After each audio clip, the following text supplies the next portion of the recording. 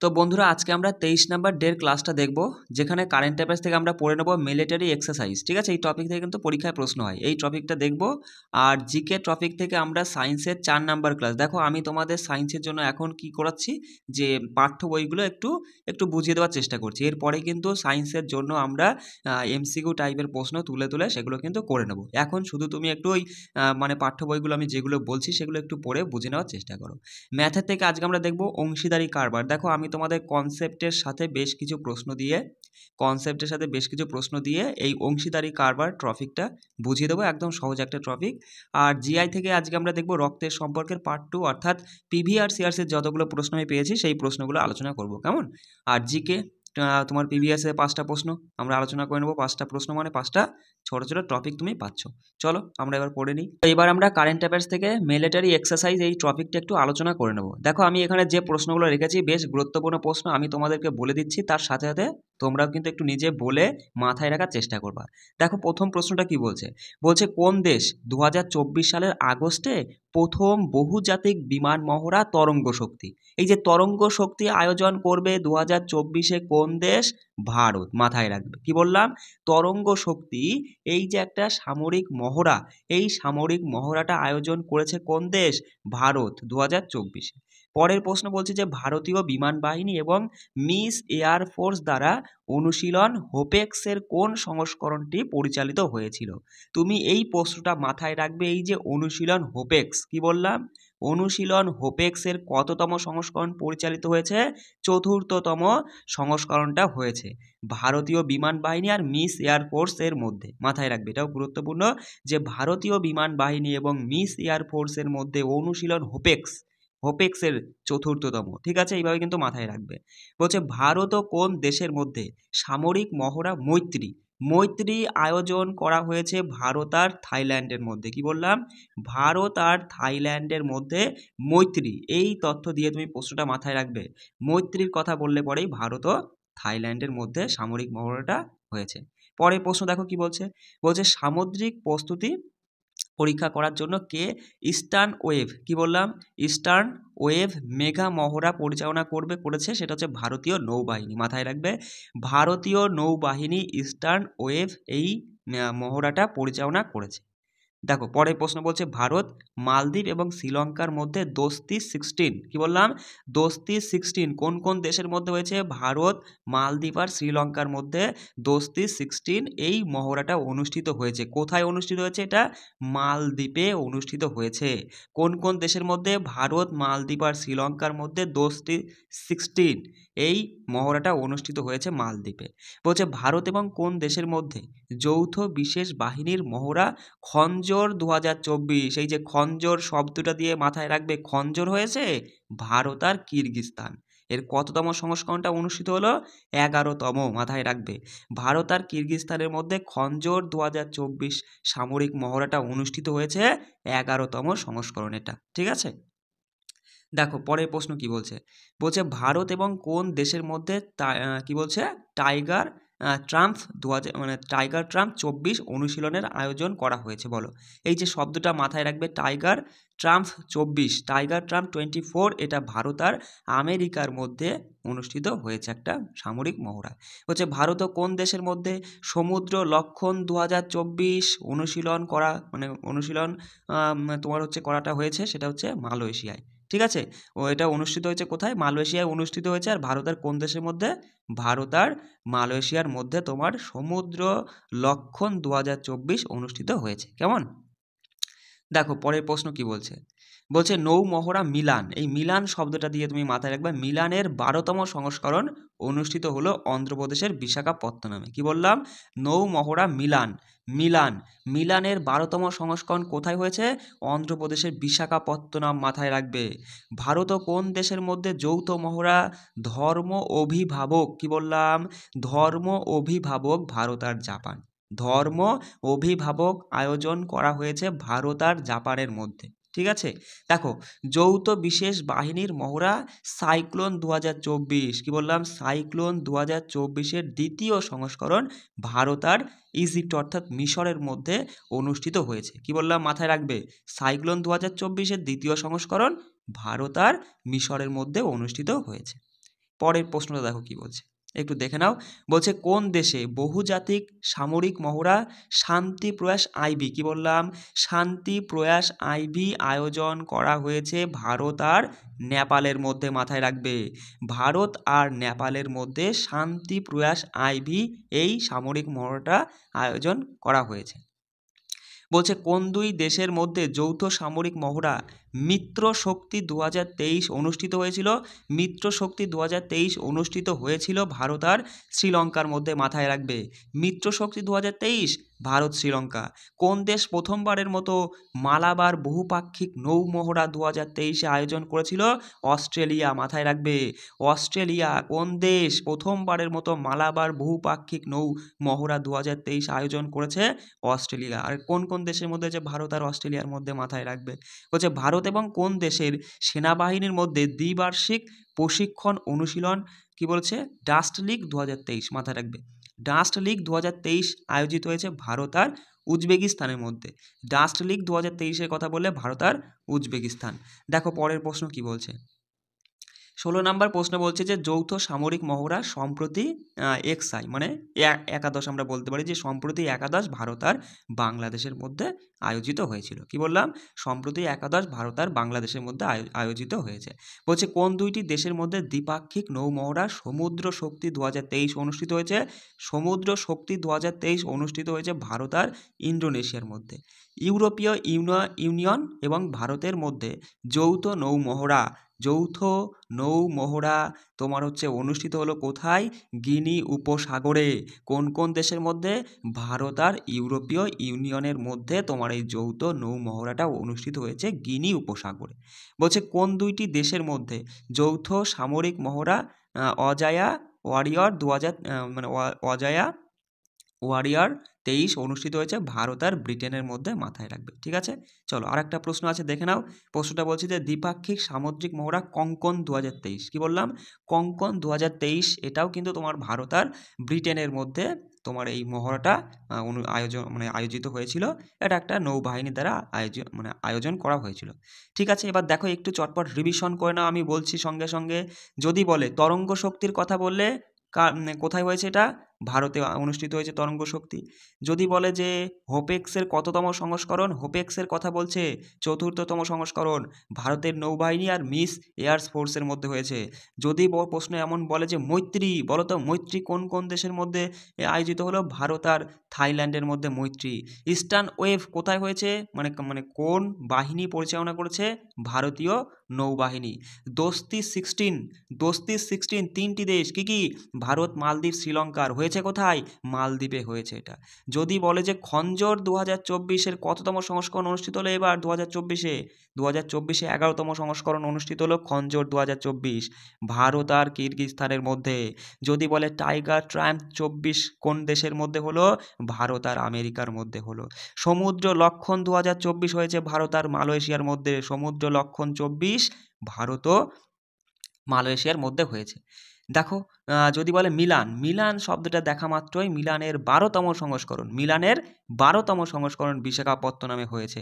দেখো ধর্ম অভিভাবকের কথা বলছে ভারত আর জাপান, ধর্ম অভিভাবক আয়োজন করা হয়েছে ভারত আর জাপানের মধ্যে। যদি বলে সাইক্লোন 2024, এটা সাইক্লোনের কথা বলছে, তাহলে মিশর আর ভারত হবে। সাইক্লোন হলো মিশর আর ভারতের মধ্যে অনুষ্ঠিত হয়েছিল। শান্তি প্রয়াস আইভি, নেপাল আর ভারত, মাথায় রাখবে, নেপাল আর ভারতের মধ্যে শান্তি প্রয়াস আইবি সামরিক মহড়াটা হয়েছে, এটা হয়েছে নেপালে। ঠিক আছে, যদি বলে মিত্র শক্তি 23-এর কথা বললে ভারত শ্রীলঙ্কা হবে। কি বললাম, মিত্র শক্তি 23-এর কথা বললে ভারত শ্রীলঙ্কা। যদি বলে যে মালাবার বহুপাক্ষিক নৌ মহড়া, এটা হয়েছে অস্ট্রেলিয়ায়। ঠিক আছে, মালাবার বহুপাক্ষিক নৌ মহড়া কোথায় হয়েছে, 2023-এর কথা বললে অস্ট্রেলিয়ায়। ঠিক আছে, আর যদি বলে যে ডাস্ট লিগ 23 হয়েছে ভারত আর উজবেকিস্তানের মধ্যে, ডাস্ট লিগ 23 হয়েছে ভারত আর উজবেকিস্তানের মধ্যে। সম্প্রতি এই যে সম্প্রতি একাদশ শব্দটা মানেই ভারত আর বাংলাদেশ। একাদশ সম্প্রতি একাদশ শুনলে পরেই তুমি কি করবা? ভারত বাংলাদেশ করবা, ঠিক আছে। সমুদ্র শক্তি 23 বললে পরে ভারত আর ইন্দোনেশিয়া। কি বললাম? সমুদ্র শক্তি 23 বললেই ভারত আর ইন্দোনেশিয়া। আর ইউরোপীয় ইউনিয়ন আর ভারতের মধ্যে যে মহড়াটা হয়েছে সেটা গিনি উপসাগরে হয়েছে। ইউরোপীয় ইউনিয়ন আর ভারতের মধ্যে যে যৌথ নৌ মহড়াটা হয়েছে কোথায়? গিনি উপসাগরে। অজয়া ওয়ারিয়র 23, মাথায় রাখবে, অজয়া ওয়ারিয়র 23 এটা হয়েছে ভারত আর ব্রিটেনের মধ্যে। ভারত আর ব্রিটেনের মধ্যে আর একটা হয়েছে, সেটা হচ্ছে কঙ্কন 23 বললে পরেও সেটাও কিন্তু একটা দ্বিপাক্ষিক সামুদ্রিক মহড়া ভারত আর ব্রিটেনের মধ্যে আয়োজন করা হয়েছিল, ঠিক আছে। এইভাবে প্রশ্নগুলো একটু মাথায় রাখার চেষ্টা করবা। চলো, তো এবার আমরা সায়েন্সের 4 নাম্বার ক্লাসটা করব। দেখো, প্রথমেই আজকে আমরা দেখব যে প্রাণী দেহের যে সংবহন, এই সংবহন টপিকটা কিন্তু বেশ গুরুত্বপূর্ণ, এখান থেকে পরীক্ষায় প্রশ্ন আসে। আমরা দেখো পাঠ্য বইগুলো এই জন্যই তোমাদের মাঝে তুলে ধরেছি, কেননা আমি বেশিরভাগ সায়েন্সের প্রশ্নই দেখছি যে তোমাদের এই পাঠ্য বই থেকে হুবহু তুলে ধরেছে।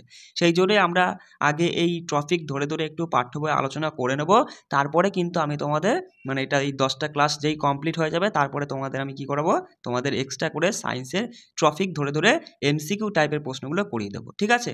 তো দেখো, যদি বলে দাদা সংবহন কি, সংবহন কিছুই না, সংবহন হলো একটা মাধ্যম, মানে যে মাধ্যমে বহুকোষী প্রাণী দেহের বিভিন্ন অংশ যেমন খাদ্যের সারাংশ, শ্বাসবায়ু, হরমোন, উৎসেচক, রেচন বস্তু ইত্যাদি এক স্থান থেকে অপর স্থানে চলাফেরা করতে পারে, সেই মাধ্যমটাই হচ্ছে সংবহন। বোঝা গেল? আর এই সংবহনে তোমার সাধারণত তরল মাধ্যমে, মানে মোদ্দা কথা রক্তের মাধ্যমে, মানে রক্তের মধ্যে দিয়েই খাদ্য খেয়ে যে শক্তিটা উপার্জিত হলে সেই শক্তি, শ্বাসবায়ু, হরমোন, উৎসেচক এগুলো হচ্ছে রক্তের মাধ্যমে সারা দেহে চলাফেরা করে। আর এই যে চলাফেরা করছে এই প্রক্রিয়াটাই বা এই মাধ্যমটাই হলো সংবহন। বিষয়টা বোঝা গেল? চলো, এবার দেখো প্রশ্ন এরকম আসবে যে বিশুদ্ধ রক্তকে, বিশুদ্ধ বলছে প্রশ্ন দেবে এরকম যে নিম্নলিখিত কোনটির মাধ্যমে বিশুদ্ধ রক্তকে সারা দেহে অবস্থিত জালকে ছড়িয়ে দেওয়া হয় বা ছড়িয়ে পড়ে? কোনটির মাধ্যমে? ধমনির মাধ্যমে। মাথায় রাখবে, বিশুদ্ধ রক্ত ধমনির মাধ্যমে সারা দেহে অবস্থিত জালকে ছড়িয়ে পড়ে। আর যদি বলে দূষিত রক্ত কোনটির মাধ্যমে হৃৎপিণ্ডে ফিরে আসে? মাথায় রাখবা, দূষিত রক্ত শিরার মাধ্যমে হৃৎপিণ্ডে আবার ফিরে আসে এবং সেখানে এসে আবার শোধনের কাজটা হয়। বুঝতে পারলে? চলো, এবার দেখো, যদি পরীক্ষা এমন প্রশ্ন দেখো যে প্রাণীদের সংবহনের প্রধান মাধ্যম কি, সেটা হচ্ছে রক্ত। মাথায় রাখবা, প্রাণীদের সংবহনের প্রধান মাধ্যম হলো রক্ত। এছাড়াও রয়েছে তোমার লসিকা, ঠিক আছে, লসিকাও কিন্তু সংবহনে অংশ নেয়। আর কিছু নিম্ন শ্রেণীর প্রাণী রয়েছে যেমন স্পঞ্জ, তারা মাছ, এরা কিন্তু জলের মাধ্যমে সংবহন করে, ঠিক আছে। পরীক্ষায় প্রশ্ন আসবে যে তারা মাছ কোন বা কিসের মাধ্যমে সংবহন কার্য চালায়? জলের মাধ্যমে। আর প্রায় সকল প্রকারের বহুকোষী তোমার হচ্ছে প্রাণীরা তারা রক্তের মাধ্যমে সংবহন কার্যটা চালিয়ে থাকে, ঠিক আছে। দেখো, রক্ত বিষয়টা কি? রক্ত হচ্ছে হৃৎপিণ্ডের প্রকোষ্ঠে এবং রক্তবাহে প্রবাহমান যে ক্ষারীয় ধর্মী অস্বচ্ছ লবণাক্ত তরল যোগকলা, পুষ্টিদ্রব্য এবং গ্যাসীয় উপাদান পরিবহন করে, তাকেই রক্ত বলা হয়। মোদ্দা কথা তুমি মাথায় রাখবা, রক্ত হলো দাদা ক্ষারধর্মী, আর রক্তের পিএইচ মানটা তুমি মাথায় রাখবা 7.4। কি বললাম? রক্তের পিএইচ মান হচ্ছে 7.4। এবার দেখো, রক্তের বৈশিষ্ট্যগুলো কিন্তু তুমি মাথায় রাখতে হবে, কেননা পরীক্ষায় এমন প্রশ্ন দিয়ে দিতেই পারে যে বললো যে নিম্নলিখিত কোনটি রক্তের বৈশিষ্ট্য নয়, ঠিক আছে, এরকম প্রশ্ন কিন্তু দিতে পারে। তুমি একটু জাস্ট মাথায় রাখবা, রক্ত হলো এক ধরনের কি যোগ কলা। কি বললাম? রক্ত হলো বিশেষ ধরনের যোগ কলা। রক্তে কোষীয় উপাদান অপেক্ষা ধাত্রের পরিমাণ বেশি থাকে, ঠিক আছে। কি বললাম? রক্তে কোষীয় উপাদান অপেক্ষা ধাত্রের পরিমাণটা বেশি থাকে। রক্ত হলো ঐশ্বত লবণাক্ত এবং ক্ষারধর্মী, ঠিক আছে। ভ্রূণাবস্থায় রক্ত মেসোডার্ম থেকে উৎপত্তি লাভ করে। তাহলে ভ্রূণাবস্থায় রক্ত কোথা থেকে উৎপত্তি লাভ করে? মেসোডার্ম থেকে উৎপত্তি লাভ করে, ঠিক আছে। দেখো, রক্তের মধ্যে কি রয়েছে তাই দেখো। আচ্ছা, এখানে মাথায় রাখবা যে সমস্ত প্রকারের তোমার মেরুদণ্ড প্রাণী এবং কিছু অমেরুদণ্ড প্রাণী যেমন হচ্ছে কেঁচো যোগ, এদের রক্ত লাল, তাই না? আর আমরা দেখেছি চিংড়ি, তারপরে শামুক, ঝিনুক, এদের রক্ত কিন্তু নীলচে নীলচে সবুজ এরকম টাইপের হয়। এই যে লাল আর নীলচে হওয়ার কারণটা কি? মাথায় রাখবা, যে সকল প্রাণীদের রক্ত রসে হিমোগ্লোবিন নামক লৌহ ঘটিত শ্বাসরঞ্জক থাকে তাদের রক্তের বর্ণই লাল হয়, ঠিক আছে। দেখবা আমাদের হচ্ছে মানুষ বলো, মানে সমস্ত প্রকারের মেরুদণ্ড প্রাণী এবং তার সাথে অমেরুদণ্ড প্রাণীর মধ্যে রয়েছে কেঁচো যোগ, এদের রক্ত কিন্তু লাল। কারণ কি? কারণ এদের রক্তরসে হিমোগ্লোবিন নামক লৌহ ঘটিত শ্বাসরঞ্জক থাকে। আর চিংড়ি, শামুক, ঝিনুক এদের রক্তরসে কিন্তু তাম্র ঘটিত শ্বাসরঞ্জক হিমোসায়ানিন থাকে। কি বললাম? চিংড়ি, শামুক, ঝিনুক এদের রক্তরসে তাম্র ঘটিত শ্বাসসঞ্চক যার নাম হচ্ছে হিমোসায়ানিন থাকে, সেই জন্য এদের রক্ত হচ্ছে নীলা প্রকৃতির হয়ে থাকে। ঠিক আছে, এবার দেখো রক্তের পরিমাণ একজন প্রাপ্তবয়স্ক পুরুষের দেহে 5 লিটার রক্ত থাকে আর স্ত্রী দেহে হচ্ছে 4.5 লিটার রক্ত থাকে। এবার রক্তের দুটো উপাদান দেখো, রক্তের উপাদান হচ্ছে রক্তরস বা প্লাজমা আর যাকে আমরা বলি রক্তকণিকা বা সাকার। ঠিক আছে, এবার দেখো যে রক্তরস বা প্লাজমা পরীক্ষায় প্রশ্ন এমন আসে, দেখো আমি এখানে তুলে ধরছি। দেখো পরীক্ষায় প্রশ্নটা আসবে যে রক্তের উপাদানের মধ্যে রক্তরস বা প্লাজমার শতকরা পরিমাণ কত, এরকম প্রশ্ন আসতে পারে। মাথায় রাখবা 55%। রক্তের উপাদানের মধ্যে 55% রক্তরস বা প্লাজমা থাকে আর 45% তোমার রক্তকণিকা বা কর্পাসল থাকে আর কি। এবার দেখো এই রক্তরস এর মধ্যে প্রায় 90 থেকে 92% জল রয়েছে আর বাকি 8 থেকে 9% তোমার কঠিন পদার্থ রয়েছে। এই কঠিন পদার্থের মধ্যে আবার রয়েছে জৈব উপাদান, এই যে জৈব উপাদান আর অজৈব উপাদান। তাহলে রক্তের জৈব উপাদান কোনগুলো? মাথায় রাখবা sodium, potassium, calcium, magnesium, phosphorus, তামা, লোহা। আর অজৈব উপাদানের মধ্যে রয়েছে প্রোটিন, তারপর প্রোটিনবিহীন আরও নাইট্রোজেন ঘটিত পদার্থ রয়েছে। যেমন এখানে দেখে নাও যে রক্তের মধ্যে নাইট্রোজেন ঘটিত পদার্থের মধ্যে ইউরিয়া, অ্যামোনিয়া, ইউরিক অ্যাসিড। ঠিক আছে, এগুলো একটু দেখে নিবা। আর এদিকে রক্তরস বা কর্পাসলের মধ্যে আমরা দেখতে পাচ্ছি, মাথায় রাখবা যে এগুলো আমরা অবশ্য পড়ছি যে লোহিত রক্তকণিকা, শ্বেত রক্তকণিকা, অনুচক্রিকা রয়েছে। চলো এগুলো বিস্তারিত একটু দেখে নিই। ঠিক আছে, দেখো রক্তরসের কথায় আসি।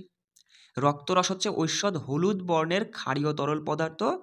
রক্তের মধ্যে যেটা কত পার্সেন্ট? 55% রক্তরস থাকে। ঠিক আছে, দেখো রক্তের অজৈব পদার্থগুলো কী কী একটু মাথায় রাখবা। Sodium, potassium, calcium, magnesium, phosphorus, লোহা, তামা, আয়োডিন। এগুলো কিন্তু রক্তের সবই অজৈব উপাদানের উদাহরণ। ঠিক আছে, আচ্ছা দেখো পরীক্ষায় প্রশ্ন আসে যে নিম্নলিখিত কোনটি রক্ত রঞ্চক। ঠিক আছে, মাথায় রাখবে বিলিরুবিন, বিলিভার্ডিন, এগুলো হচ্ছে রক্ত রঞ্চক। ঠিক আছে, আর খরিত পদার্থ রক্তের মধ্যে রয়েছে জানোই হরমোন উৎসেচক। ঠিক আছে, আর অপ্রোটিন নাইট্রোজেন ঘটিত পদার্থ রয়েছে urea, ammonia, uric acid, creatinine, এগুলো একটু দেখে নিবা। চলে আসি, দেখো রক্তরসের কাজ যদি বলা হয় যে রক্তরস বা প্লাজমার কাজ কি? পুষ্টিদ্রব্য, হরমোন, উৎসেচক ইত্যাদি পরিবহন করা। পরিবহন মানে এক জায়গা থেকে গ্রন্থি যেখান থেকে উৎসেচক বা তোমার হচ্ছে হরমোন উৎপত্তি হয় সেখান থেকে যেখানে প্রয়োজন সেখানে নিয়ে যাওয়ার জন্যই কাজ করে তোমার এই প্লাজমা বা রক্তরস। ঠিক আছে, দেখো রক্তকণিকা। রক্তকণিকা 3 রকমের আমরা দেখলাম, লোহিত রক্তকণিকা, শ্বেত রক্তকণিকা আর অনুচক্রিকা। লোহিত রক্তকণিকাটা কি? মাথায় রাখবা যে হিমোগ্লোবিন শ্বাসসঞ্চক যুক্ত অক্সিজেন পরিবহনে সক্ষম লাল রক্তকণিকাকে লোহিত রক্তকণিকা বা এরিথ্রোসাইট বলা হয়। তাহলে আমরা দেখলাম যে লোহিত রক্তকণিকার অপর নাম কি? এরিথ্রোসাইট। ঠিক আছে, আর এটা কিন্তু দেখো এটার কিন্তু ইংরাজি নামটাও পরীক্ষায় আসে, আরবিসির ফুল ফর্ম কি? Red blood corpuscle. ঠিক আছে, এটা কিন্তু মাথায় রাখবা। আর এখানে পরীক্ষা এটাও আসতে পারে যে কোন নিম্নলিখিত কোন রক্তকণিকাটি বা পরীক্ষা আসবে যে হচ্ছে তোমার কি অক্সিজেন পরিবহনে সক্ষম, সেটা হচ্ছে লোহিত রক্তকণিকা অক্সিজেন পরিবহনে সক্ষম। মাথায় রাখবা কোথা থেকে উৎপত্তি হয়? এটা হচ্ছে ভ্রূণাবস্থায় ভ্রূণের ভাস্কুলোসা অঞ্চল থেকে জন্মের 1 মাস পূর্বে যকৃত প্লীহা এবং জন্মের পর লাল অস্থিমজ্জা থেকে উৎপন্ন হয়, এটা মাথায় রাখবে। ঠিক আছে, আর মানুষের লোহিত রক্তকণিকা তোমার হচ্ছে কেমন আকারের হয়? গোলাকার ও দ্বি অবতল প্রকৃতির হয়। আর ব্যাঙের ক্ষেত্রে হয় দ্বি উত্তল প্রকৃতির, মাথায় রাখবে। ঠিক আছে, ব্যাঙের লোহিত রক্তকণিকার আকারটা কেমন হয়? দ্বি উত্তল কিন্তু, আর মানবদের ক্ষেত্রে আর কি দ্বি অবতল।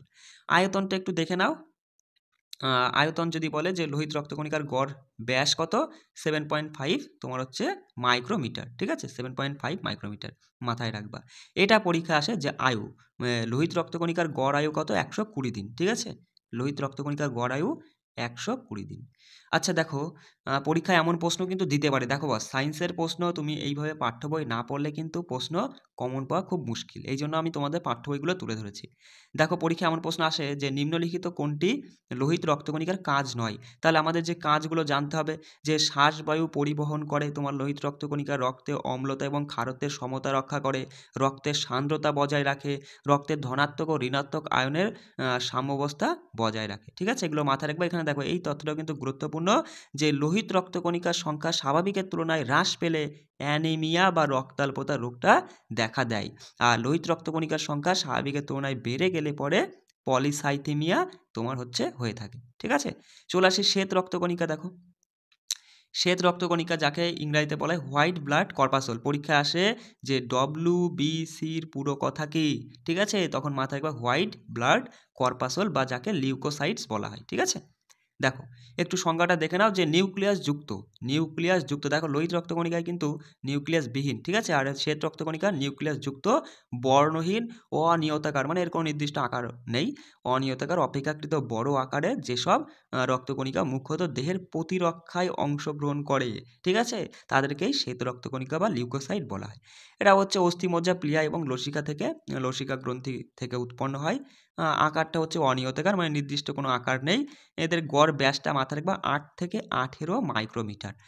আয়ুটা গুরুত্বপূর্ণ, পরীক্ষায় কিন্তু আয়ুটা আসে যে শ্বেত রক্তকণিকা আয়ু হচ্ছে গড়ে 15 দিন, 1 থেকে আর কি 15 দিন, মাথায় রাখবা, ঠিক আছে। এখান থেকে আর তেমন কিছু গুরুত্বপূর্ণ, হ্যাঁ, এখান থেকে দেখো যে শ্বেত রক্তকণিকা তোমার হচ্ছে এই যে মোনোসাইট, লিম্ফোসাইট, নিউট্রোফিল, বেসোফিল, এগুলো হচ্ছে আমরা দেখতে পাই তোমার হচ্ছে এই শ্বেত রক্তকণিকার মধ্যে। এখান থেকে দেখো পরীক্ষায় এই প্রশ্নগুলো আসতে পারে, একটু এইগুলো দেখে নাও। হ্যাঁ, দেখো শ্বেত রক্তকণিকার বিভিন্ন কাজের মধ্যে মাথায় রাখবে যে মোনোসাইট এবং নিউট্রোফিল শ্বেত কণিকার ফ্যাগোসাইটোসিস পদ্ধতিতে রোগ জীবাণু ধ্বংস করে। তাহলে পরীক্ষায় আসতে পারে যে শ্বেত রক্তকণিকার কোনটি বা কোন অংশ দুইটি বা কোন দুইটি তোমার হচ্ছে কি ফ্যাগোসাইটোসিস পদ্ধতিতে রোগ জীবাণু ধ্বংস করে, মাথায় রাখবা মোনোসাইট এবং নিউট্রোফিল শ্বেতকণিকা, ঠিক আছে, তোমার হচ্ছে ফ্যাগোসাইটোসিস পদ্ধতিতে রোগ জীবাণু ধ্বংস করে। আর লিম্ফোসাইট শ্বেতকণিকা অ্যান্টিবডি সৃষ্টি করে দেহের তোমার হচ্ছে রোগাক্রম প্রতিরোধ করে। বেসোফিল কি করে? বেসোফিল শ্বেতকণিকা রক্তে হেপারিন নিঃসরণ করে রক্তবাহের তঞ্জনে রোধ করে, ঠিক আছে। আর ইউসিনোফিল শ্বেতকণিকা হিস্টামিন নিঃসরণ করে অ্যালার্জি প্রতিরোধে সক্ষম, মানে অ্যালার্জি প্রতিরোধ করতে পারে। দেখো এখানে এটা গুরুত্বপূর্ণ, মাথায় রাখবা যে শ্বেতকণিকার হার স্বাভাবিকের তুলনায় কমে গেলে পরে লিউকোপিনিয়া হয়, আর যদি বেড়ে যায় তাহলে লিউকোমিয়া বা ব্লাড ক্যান্সার হয়ে থাকে, ঠিক আছে। অনুচক্রিকা চলে আসি, দেখো অনুচক্রিকার সংজ্ঞাটা একটু দেখে নাও যে রক্ততঞ্জনে সাহায্যকারী ক্ষুদ্র ডিম্বাকার এবং বেম আকৃতি বিশিষ্ট নিউক্লিয়াসবিহীন রক্তকণিকাকে অনুচক্রিকা বা থ্রম্বোসাইট বলা। ইংরাজি এই নামটাও মাথায় রাখবে যে থ্রম্বোসাইট, ঠিক আছে। তাহলে আমরা দেখতে পারলাম যে রক্ততঞ্জনে সাহায্য করে কোনটি? অনুচক্রিকা, ক্ষুদ্র হয়, ডিম্বাকার এবং বেম আকৃতি বিশিষ্ট নিউক্লিয়াসবিহীন রক্তকণিকাটাই হলো অনুচক্রিকা, ঠিক আছে। দেখো অনুচক্রিকা লাল অস্থিমজ্জার মেগা ক্যারিওসাইট কোষের ক্ষণপথ থেকে সৃষ্টি হয়, মাথায় রাখবা, ঠিক আছে। প্রতি মাইক্রোলিটার রক্তে অনুচক্রিকার সংখ্যা থাকে তোমার ওই 2.5 লাখ থেকে 5 লাখ, ঠিক আছে। আর দেখো রক্তরঞ্জকের মধ্যে আমরা তো দেখলামই যে হিমোগ্লোবিন আর হিমোসাইনিন থাকে। আর কাদের থাকে না তুমি তো বুঝতেই পারলে যে হিমোগ্লোবিন থাকে হচ্ছে মানে সমস্ত প্রকারের মেরুদণ্ড প্রাণী এবং তোমার হচ্ছে অমেরুদণ্ড প্রাণীর মধ্যে আমরা দেখলাম হচ্ছে কেঁচো, যোগ, এদের কিন্তু হিমোগ্লোবিন থাকে। আর হিমোসাইনিন থাকে আমরা দেখলাম শামুক, ঝিনুক, তাই না? এটা তো আমরা দেখেই নিলাম। আচ্ছা, এবার দেখো এখান থেকে হিমোগ্লোবিনের রাসায়নিক সংকেত একটু বড় হলেও একটু দেখে নাও, যাতে পরীক্ষা আসলে পরে তুমি অ্যান্সার করে আসতে পারো, ঠিক আছে।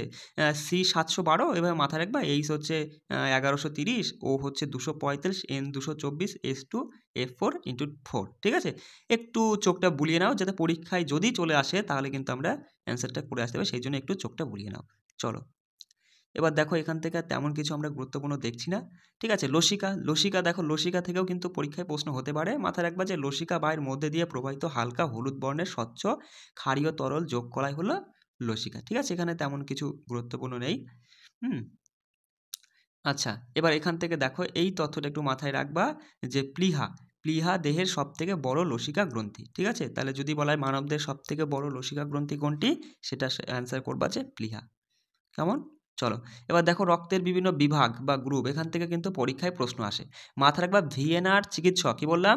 ভিয়েনার চিকিৎসক তোমার হচ্ছে ল্যান্ডস্টেইনার, কি, ঠিক আছে। মাথায় রাখবে যে ভিয়েনার চিকিৎসক ল্যান্ডস্টেইনার রক্তের লোহিত কণিকার অবস্থিত অ্যাগ্লুটিনোজেনের এবং রক্তরসে অবস্থিত অ্যাগ্লুটিটিন, এই দুটোর উপর নির্ভর করেই আর কি রক্তকে তিনি ভাগ করেছিলেন। মোদ্দা কথা তুমি মাথায় রাখবা যে ভিয়েনার চিকিৎসক ল্যান্ডস্টেইনার তিনি রক্তের শ্রেণীভাগ করেছিল। কয়টি ভাগ করেছিল? 4টি ভাগ।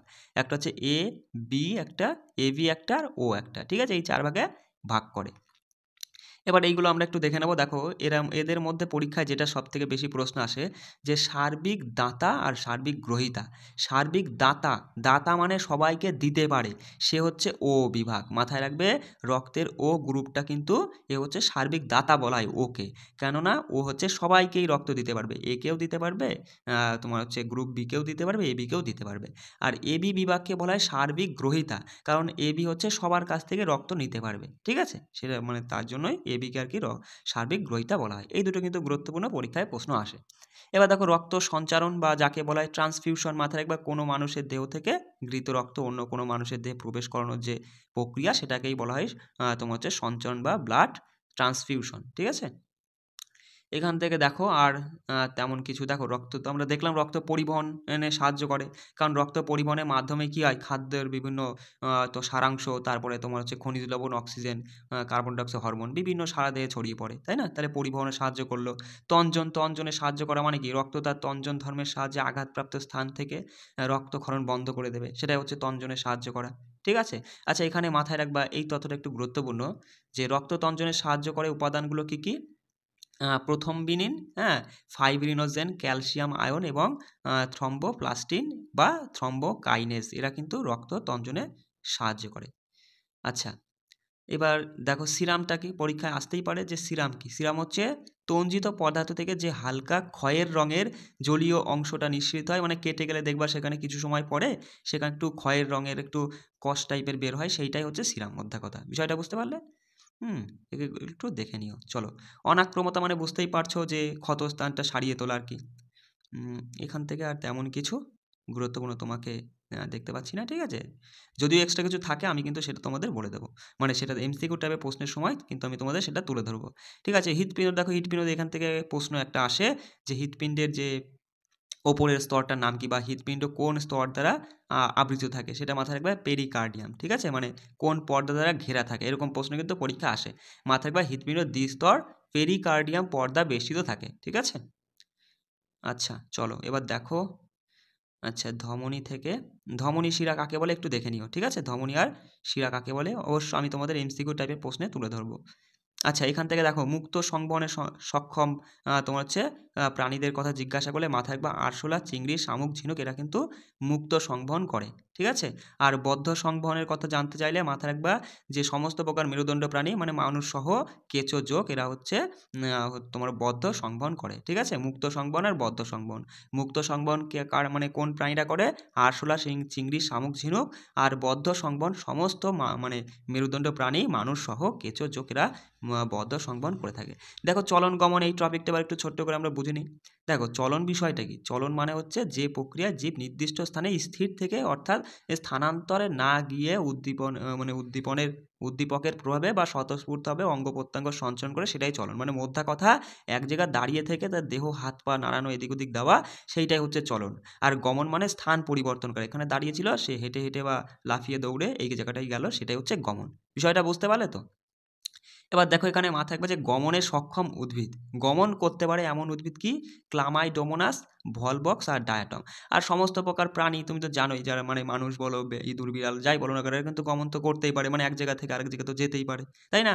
এবার এর মধ্যে কিছু গমনে অক্ষম প্রাণী রয়েছে, সাগর কুসুম, প্রবাল, স্পঞ্জ, তারপর হচ্ছে ওবেলিয়া আর অ্যাসিডিয়া। এই কটা নাম একটু মাথায় রাখবা, এরা কিন্তু গমনে অক্ষম প্রাণী, ঠিক আছে।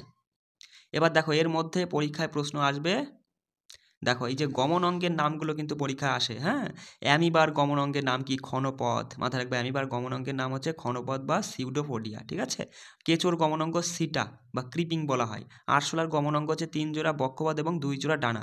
মাছের গমন অঙ্গ হচ্ছে পাখনা, হ্যাঁ, মায়াটম পেশিও সাহায্য করে, অসুবিধা নেই।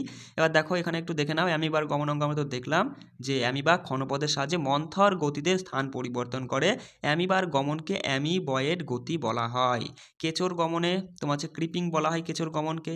আর সিটা, আমরা তো দেখলাম যে কেঁচোর গমন অঙ্গের নাম হচ্ছে সিটা, মাথায় রাখবা। আরশোলা তো দেখলাম যে 3 জোড়া বক্ষপথের সাথে 2 জোড়া ডানা সাহায্য করে। আর মাছের প্রধান গমনাঙ্গ হচ্ছে পাখনা, এছাড়াও মায়োটম পেশির সাহায্যেও কিন্তু মাছেরা গমন করে। এবার পরীক্ষা এখান থেকে প্রশ্ন হতে পারে, কিন্তু একটু দেখে নাও যে মাছের যে বক্ষ পাখনার কাজ কী। ঠিক আছে, পরীক্ষা এমন আসবে যে গমনের সময় মাছকে জলে ওঠানামা করতে এবং স্থিরভাবে ভেসে থাকতে সাহায্য করে মাছের কোন পাখনা। ঠিক আছে, বক্ষ পাখনা, পায়ু পাখনা এরকম দিয়ে দেবে। সঠিক উত্তর করবো যে বক্ষ পাখনা এবং শ্রেণী পাখনাও কিন্তু এই একই কাজ, এরা কিন্তু মাছকে স্থিরভাবে ভেসে থাকতে এবং জলের মধ্যে ওপর নিচে উঠতে সাহায্য করে। আর পৃষ্ঠ পাখনার কাজ কি? গমনের সময় মাছকে জল কেটে এগিয়ে যেতে এবং দেহের ভারসাম্য বজায় রাখতে পৃষ্ঠ পাখনা সাহায্য করে। পায়ু পাখনার তেমন কাজ নেই। পুচ্ছ পাখনার কাজ মাথায় রাখবা যে গমনের সময় দিক পরিবর্তনে সাহায্য করে তোমার এই পুচ্ছ পাখনা। চলো এবার আমরা দেখে নেব, দেখো 1 মিনিট। হ্যাঁ, এই দেখো উদ্ভিদ চল, 1 মিনিট দেখে নাও। উদ্ভিদ চলনটা থেকে কিন্তু পরীক্ষায় প্রশ্ন আছে। দেখো উদ্ভিদ চলন কিন্তু 3 রকমের হয়, ট্যাকটিক চলন, তারপরে ট্রফিক চলন আর ন্যাস্টিক চলন। এবার দেখো ট্যাকটিক চলনের মধ্যে আমরা একটু আলোচনা করে নেওয়ার চেষ্টা করবো। মাথায় রাখবা যে আলোর উদ্দীপকের প্রভাবে যে ট্যাকটিক চলন হয় সেটা হচ্ছে ফটোট্যাকটিক চলন বলা হয়। ঠিক আছে, মাথায় রাখবা যে ট্যাকটিক চলন যখন উষ্ণতার প্রভাবে ঘটে তখন সেটা হচ্ছে থার্মোট্যাকটিক চলন, আর ট্যাকটিক চলন যখন কোনো রাসায়নিক পদার্থের প্রভাবে ঘটে তখন সেটা হচ্ছে কেমোট্যাকটিক চলন বলা হয়। ঠিক আছে, এবার দেখো এখানে একটু এই চলনগুলো একটু দেখে নাও। ট্রফিক চলন থেকে কিন্তু পরীক্ষা প্রশ্ন আসে যে ট্রফিক চলন মাথায় রাখবা 3 রকমের, ফটোট্রফিক, জিওট্রফিক আর হাইড্রোট্রফিক। এই প্রশ্নের মানে এই যে নামগুলোর মাধ্যমেই তুমি বুঝতে পারবা। ফটো আলো মানে আলোর দিকে যে চলনটা হয় সেটা হচ্ছে ফটোট্রফিক। ছবির মাধ্যমে দেখো সংজ্ঞা টংজ্ঞা অত মাথায় রাখার প্রয়োজন নেই, তুমি জাস্ট বিষয়টা বুঝে নাও, তাহলে পরীক্ষায় প্রশ্ন আসে দেখবা তুমি অ্যান্সার করতে পারবা।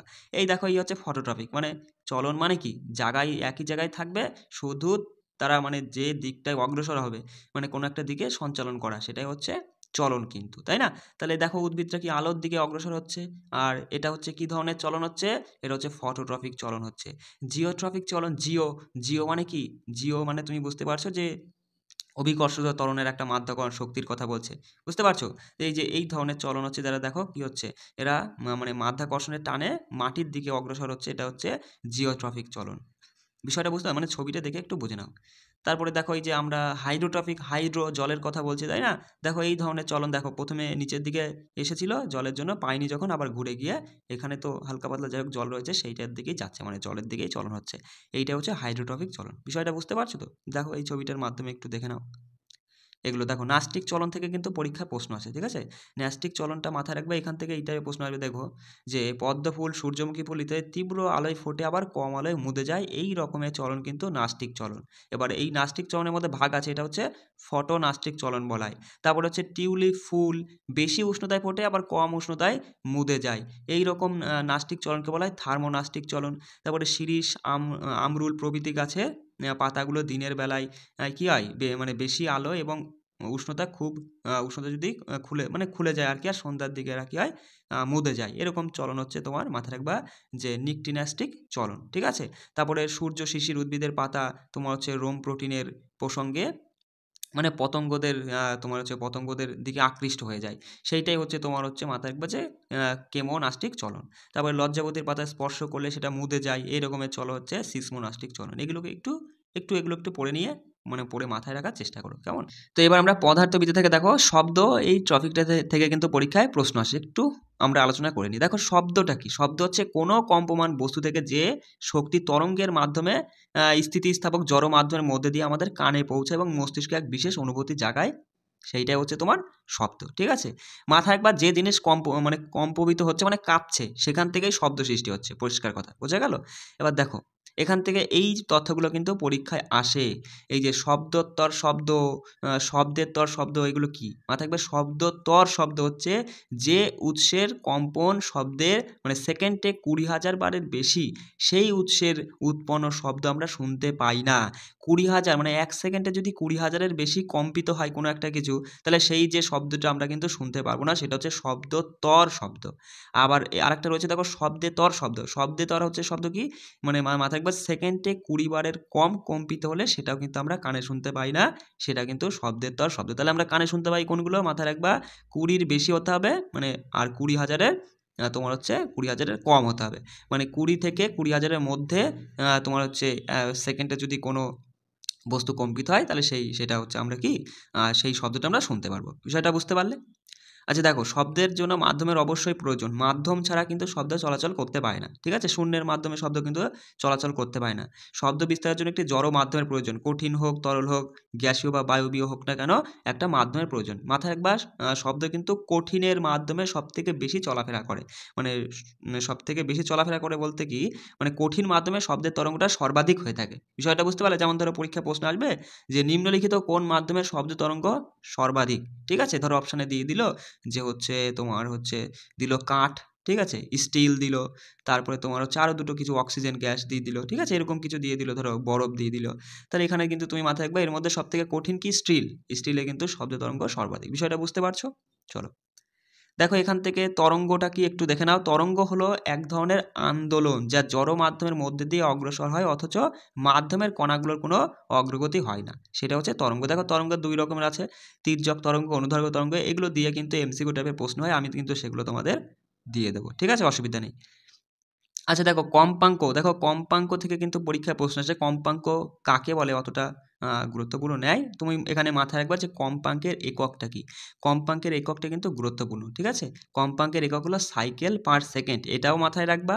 অথবা এটা না দিয়ে যদি হার্জ থাকে সেটাও কিন্তু উত্তর আমাদের হবে। তুমি দুটোই মাথায় রাখবা, সাইকেল পার সেকেন্ড আর হার্জ, এটা হচ্ছে কম্পাঙ্কের একক। আচ্ছা, তরঙ্গ দৈর্ঘ্যকে দেখো, তরঙ্গ দৈর্ঘ্যকে সাধারণত ল্যামডা, এই যে চিহ্নটা দেখতে পাচ্ছ না, এই চিহ্ন দ্বারা প্রকাশ করা হয়, আর এই চিহ্নকে বলা হয় ল্যামডা চিহ্ন। তরঙ্গ দৈর্ঘ্যকে ল্যামডা চিহ্ন দ্বারা প্রকাশ করা হয়। তরঙ্গ বেগটা কি, এক মিনিট দেখো।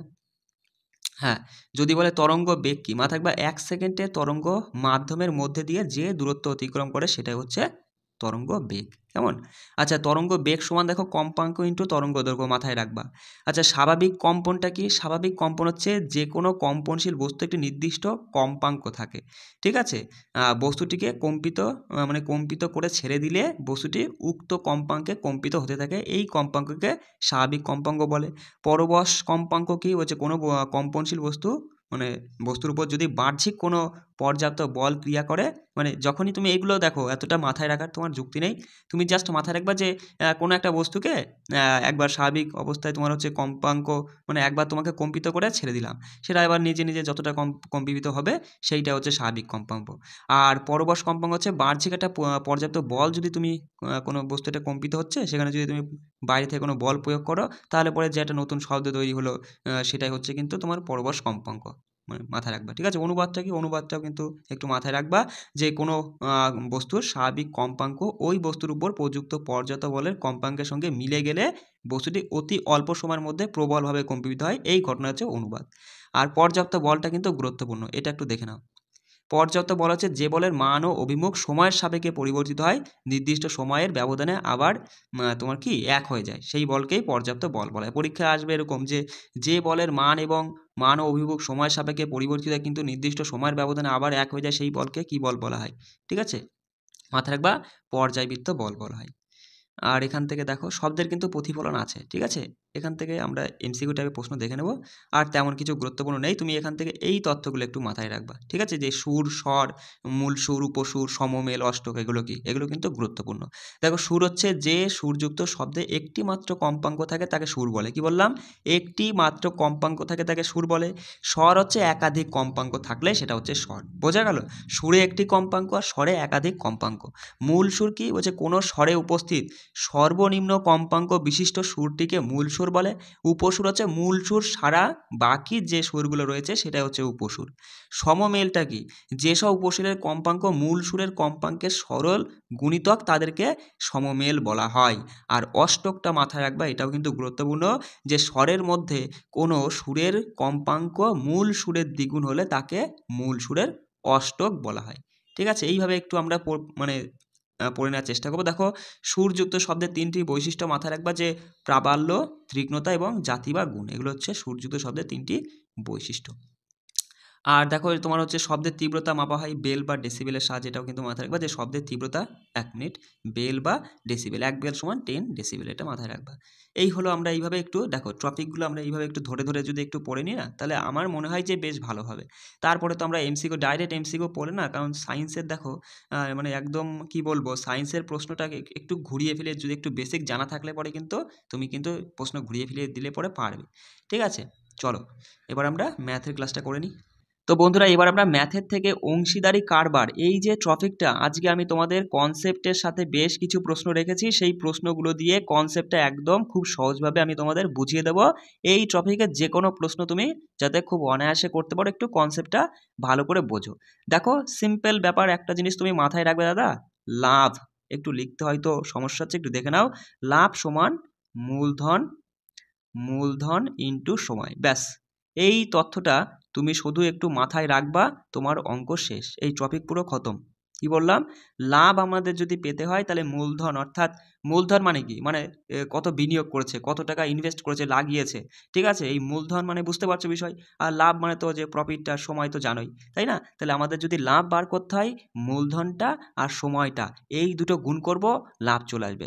এখান থেকেই প্রশ্ন উঠে আসছে, আমি যদি বলি দাদা বলো তো মূলধন সমান কি হবে, ধরো আমরা মূলধন বার করব, তাহলে কি করবা দাদা, সমান চিহ্নর এই পাশে তো লাভ ছিল, আমি তো শর্টকাটে লিখি কারণ লিখতে প্রবলেম হচ্ছে, আর সময়টা পাশে গুণ ছিল, ওপাশে গিয়ে ভাগ হয়ে যাবে, ব্যাস। মূলধন সময় কি তুমি এটা বলতে পারো? অবশ্যই বলতে পারো যে মূলধন সমান লাভ বাই সময়। আবার ঠিক একই রকম আমি যদি বলি বলো দাদা আমরা সময় বার করব, তাহলে সময় সমান কি হবে, তুমি সঙ্গে সঙ্গে বলবা সমান চিহ্নর এই পাশে দাদা লাভ ছিল, আর মূলধনটা এই পাশে সময়ের সাথে গুণ হিসাবে ছিল, তাহলে এ পাশে ভাগ হয়ে যাবে, যে লাভ বাই মূলধন, এটা হবে সময় সমান। মানে এই তথ্যটা থেকে কিন্তু সব এই বাকি দুটো উঠে আসলো। তুমি শুধু এইটা মাথায় রাখলে পরে কিন্তু নিচের দুটো অটোমেটিক তুমি বলতে পারবা, যে লাভ পেতে গেলে মূলধন আর সময়টা গুণ করব, তাহলে লাভ পাবো। আর মূলধন সময় আমরা দেখলাম লাভ বাই সময়, আর সময় বার করতে গেলে তোমার হচ্ছে লাভটাকে মূলধন দিয়ে ভাগ করব, মানে লাভ বাই মূলধন, এটাই হচ্ছে সময়। এইটুকুই শুধু কনসেপ্ট ছিল, আর কিচ্ছু না। এবার দেখো প্রশ্নের মাধ্যমে তুমি কিভাবে মানে একটু বিষয়টা বুঝে নাও। দেখো তার আগে আমি একটা কথা বলি, যে এই অংশীদারি কারবারে কিন্তু একজন থাকে না, মানে দুজন তিনজন, হ্যাঁ মানে চারজন পাঁচজন যাই বলো না কেন, দু তিনজন বন্ধু মিলে ব্যবসায় লাগে। আমি ধরলাম এ বি সি, এরা তিন বন্ধু একটা ব্যবসায় লেগেছে। তা এদের যে তুমি সবসময় এদের কি করবা, এদের রেশিও বার করবা, মানে অনুপাতটা তুমি বার করবা। সে লাভ বার করতে বলুক, সময় বার করতে বলুক, অথবা তোমার মূলধন বার করতে বলুক, যাই বলুক না কেন, এদের তুমি সবসময় রেশিও অর্থাৎ ইউনিট বার করবা। কি বললাম বুঝতে পারছো, এদের সবসময় কি করবা, রেশিও অর্থাৎ ইউনিট বার করবা। দেখো প্রশ্নের মাধ্যমে তুমি কয়েকটা প্রশ্ন দেখো না, তাহলে পরে তুমি খুব ভালো করে বুঝে যাবা। দেখো বলছে তিনজন অংশীদার কে কে, পি কিউ এবং আর একটি ব্যবসায় যথাক্রমে এত টাকা এত টাকা এত টাকা বিনিয়োগ করে, মোট লাভ এত হলে কিউ এর ভাগ কত উচিত। দেখো কজন অংশীদার, তিনজন। তুমি সঙ্গে সঙ্গে প্রশ্ন দেখা মাত্রই সবার প্রথমে কি করবা, এই তিনজন অংশীদারের নাম লিখে দিলা, এবং তাদের মধ্যে সম্পর্ক কি হবে, অনুপাতের সম্পর্ক। আগে আমরা অনুপাত অর্থাৎ ইউনিটে বার করে নেব। এবার আমাদের চেয়েছেটা কি, সেই দিকে এবার তোমার নজরটা যাবে। দেখতে পাচ্ছ বলছে কিউ এর ভাগ কত হওয়া উচিত, মানে মানে মোট লাভ হয়েছে 666 টাকা, এবার কিউ এর ভাগ কত, মানে কিউ এর লাভ কত, মানে লাভ আমাদের বার করতে বলছে। কি বার করতে বলছে, লাভ। এবার লাভ সমান আমরা কি জানি, মূলধন ইনটু সময়। মূলধন মানে তো বুঝতেই পারছি যে এত টাকা এত টাকা এত টাকা বিনিয়োগ করছে, এইটাই তো মূলধন। দেখো পি বিনিয়োগ করছে 1000 টাকা, বেশ ভালো কথা, ইনটু সময়। দেখো সময় আমরা কোথায় পাবো, এখানে সময় উল্লেখ করেছে, সময়ের কথা বলিনি, তোমার ওসব সময় টময় ধরতে হবে না, হাঁটাও। কিউ দেখো, কিউ হচ্ছে 1200 টাকা ইনভেস্ট করেছিল, সময় টময় কারোর কিছু নির্দিষ্ট করে উল্লেখ করে বলে দেয়নি। আর হচ্ছে আর ইনভেস্ট করেছিল এত, ব্যাস। সময় যেহেতু আমি ধরতে পারি, অবশ্যই এক ধরে নিতে পারি সময়, ঠিক আছে, এক ধরাও যা না ধরাও তাই। এবার এদের তুমি হচ্ছে কাটাকাটি করবা, আমরা রেশিও যেহেতু অনুপাত করছি, কাটাকাটি করে একদম মানে একদম মূল অনুপাতে তুমি বার করবা, মানে যতদূর পর্যন্ত কাটাকাটি যায় ততদূর পর্যন্ত কিন্তু তোমাকে কাটাকাটি করতে হবে। দেখো দুটো শূন্য দুটো শূন্য দুটো শূন্য কাটলাম, 10 হলো এখানে, 12 হলো এখানে, 15 হলো। আর কি কাটাকাটি যায়, যাচ্ছে না। তাহলে এই যে রেশিও আমরা তিনটে পেলাম, অনুপাত পেলাম, পি এর পেলাম 10, কিউ এর 12, আর এর 15। তাহলে এদের এগুলো কি বলতো, এগুলো হচ্ছে লাভের অনুপাত তিনজনার। তাহলে মানে পি এর লাভ 10 অনুপাতে ইউনিটে, অনুপাত বা ইউনিটে তুমি ধরতে পারো, কিউ এর হচ্ছে 12 ইউনিট, আর এর হচ্ছে 15 ইউনিট। কিন্তু ওরা বলছে ওসব ইউনিট ফিউনিট বুঝি না, আমাদের তিনজনার মোট লাভ হয়েছে 666 টাকা। আমি দেখছি ইউনিটে 10, 20, 30, 25 আর 2 60, সরি 35 আর 2 37, 37 ইউনিট লাভ হয়েছে। ওরা বলছে সব ইউনিট ফিউনিট বুঝি না, আমাদের 666 টাকা লাভ হয়েছে। আমি তাহলে বলতে পারি যে 37 ইউনিট সমান 666, 1 ইউনিট সমান বাই হচ্ছে 37 ইন্টু আমাদের বলেছে কিউ এর ভাগ কত হওয়া উচিত। কিউ কই, কিউ এর লাভের ইউনিট কত, 12 ইন্টু 12, এইটুকুই শুধু অঙ্ক। দেখো 37 দিয়ে তুমি যদি এটা একটু মানে ঘিজিবিজি হয়ে যাচ্ছে, একটু কষ্ট করে বুঝে নেওয়া ছাড়া আমার উপায় নেই। দেখো 37 দিয়ে এটাকে কাটো, 37 অক্ষে 37, এখানে থাকছে তোমার হচ্ছে কত, তোমার হচ্ছে 16, এদিকে হচ্ছে 9, আর এদিকে 4 2, মানে তোমার হচ্ছে 296। দেখো এবার 37-এর সঙ্গে কত গুণ করে 296 হয়, দেখো 7-এর সঙ্গে কত গুণ করলে ইউনিটে 6 হয়, মানে এই কাটাকুটিগুলো তুমি তোমার মতো করে নিবা। দেখো 7 56, মানে 8 গুণ হবে, মানে 37-এর সঙ্গে 18 গুণ করলে তোমার 666 হচ্ছে। তাহলে 1 ইউনিট সমান আমরা পেলাম 18, তাহলে 12 ইউনিট সমান কত, দেখো সঙ্গে সঙ্গে 18 12 গুণ করে বলবো 18 10কে 180, 18 দুগুণে 36, 180 আর 36 সমান হচ্ছে 216, 216 টাকা। কিউ এর ভাগ কত পড়ছে, 216। বিষয়টাকে তুমি বুঝতে পারলে? চলো প্রশ্ন আরও আছে, প্রত্যেকটা প্রশ্ন তুমি ভালো করে একটু বুঝে নাও, তারপর নিজে প্র্যাকটিস করবা, দেখবা এই টপিকের কোনো প্রশ্নই তোমার বাদবে না। বলছে যশ এত টাকা দিয়ে কাপড়ের ব্যবসা শুরু করে, 2 মাস পর রবি এত টাকা দিয়ে ব্যবসায় যোগ দেন, 1 বছর শেষে তাদের প্রাপ্ত লাভের অনুপাত নির্ণয় করো। কে আছে, যশ আছে আর রবি আছে। ঠিক আছে, আমি একটু শর্টকাটে লিখছি। যশ আমাদের দেখো, এবার আমরা দুটো নাম লিখে নিলাম, এবার আমরা কি করব, এবার আমরা যেটা বার করতে বলেছে সেই জিনিসটা বার করব। কি বলছে, প্রাপ্ত লাভের অনুপাত কত, লাভ, প্রফিট, অর্থাৎ লাভ, আমাদের লাভের অনুপাত বার করতে বলেছে। আচ্ছা যশ কত লাগিয়েছিল, 30,000, আমি একটু শর্টকাটে লিখি, 30 কে মানে তো বোঝো যে 30,000, 30,000 টাকা লাগিয়েছিল। আচ্ছা বেশ, লাগানোর পরে তোমার হচ্ছে 2 মাস পর রবি 25,000 টাকা লাগায়। তার মানে দেখো, তার মানে 2 মাস পর, দেখো 2 মাস পর রবি কত লাগায়, 25,000 টাকা লাগায়, বলছে 1 বছর শেষে। তাহলে তুমি এইটুকু থেকে তোমাকে বুঝতে হবে কিন্তু 1 বছর শেষে তাদের প্রাপ্ত লাভের অনুপাতটা বার করতে বলেছে। দেখো যশ যে টাকাটা লাগিয়েছিল, তার টাকাটা তো 12 মাসই খেটেছিল কি না খেটেছিল তাই বলো আগে। 12 মাসই খেটেছিল, যে 1 বছর পর বলছে যে 1 বছর পর, তাহলে যশের টাকাটা কিন্তু 12 মাসই খেটেছিল। 1 বছরকে আমি মানে মাসে কনভার্ট করলাম। এবার বলছি দেখো যশের ঠিক 2 মাস পরে আর টাকাটা ইনভেস্ট করেছিল, মানে বিনিয়োগ করেছিল। তাহলে 2 মাস খাটেনি, তাহলে 12 মাসের মধ্যে 1 বছর মানে 12 মাস, 12 মাসের মধ্যে যদি 2 মাস না খাটে, 2 মাস পরে লাগায়, তাহলে পরে তার টাকাটা মানে রবির টাকাটা 10 মাস খেটেছিল। এইটুকুনাই শুধু এই মানে টপিকের অঙ্কে বোঝা, আর কিচ্ছু না। বিষয়টা বুঝতে পারলে? আবার বলছি একটু বুঝে নাও, মানে অনেকে হয়তো একদম ইজি অঙ্ক অনেকের কাছে, আবার অনেকের কাছে কিন্তু প্রশ্নটা হয়তো বুঝতে পারছো না, সেই জন্য আমি একটু মানে সময় নিয়ে বোঝানোর চেষ্টা করছি। দেখো বলছে এত টাকা, যশ এত টাকা কাপড়ের ব্যবসায় শুরু করে 2 মাস পরে রবি এত টাকায় যোগ দেয়। যশ শুরু করলো, তার 2 মাস পরে গিয়ে রবি শুরু করলো 1 বছর পরে, তার মানে যশের যে টাকাটা 1 বছর খেটেছিল অর্থাৎ 12 মাস খেটেছে, আর রবির টাকাটা 2 মাস পরে সে শুরু করেছে, তাহলে এ যদি 12 মাস খাটে 10 মাস কেটেছে। বিষয়টা বুঝতে পারলে? আর আমরা জানি কি, আমরা এখন প্রফিট বার করছি, প্রফিট বার করতে গেলে বিনিয়োগ আর সময়টা গুণ, বিনিয়োগ আর সময়টা গুণ, সেটাই তো করলাম, তাহলেই তো লাভের অনুপাতটা বেরোবে। দেখো এখানে সঙ্গে সঙ্গে বলবা 3 বারং 36, বা তুমি কাটাকাটি করতে পারো, কোনো অসুবিধা নেই। দেখো হাজার মানে কে কে কেটে গেল, কে মানে কি 3টে শূন্য, 3টে শূন্য, 3টে শূন্য কেটে গেল, আর এদিকে তুমি যদি দেখো এই শূন্যটা কাটলো, 3 বারং 36 অনুপাত, এখানে দেখো কত থাকছে, এখানে শুধু 25ই থাকছে, এদিকে 25, 36, 25 অনুপাত। বিষয়টা বুঝতে, কে মানে হচ্ছে হাজার, বুঝতে পারলে? তাহলে 30কে মানে 30,000, বিষয়টা বুঝতে পারলে? তাহলে 36 অনুপাত 25 আমাদের এই অঙ্কের সঠিক উত্তর। চলো পরের প্রশ্ন দেখো কি বলছে। বলছে এ কোনো ব্যবসায় এত টাকা এত মাসের জন্য এবং বি এত টাকা কিছু সময়ের জন্য বিনিয়োগ করার ফলে যদি এ বি এর লাভ্যাংশ সমান হয়, তাহলে তবে বি কত সময়ের জন্য বিনিয়োগ করে।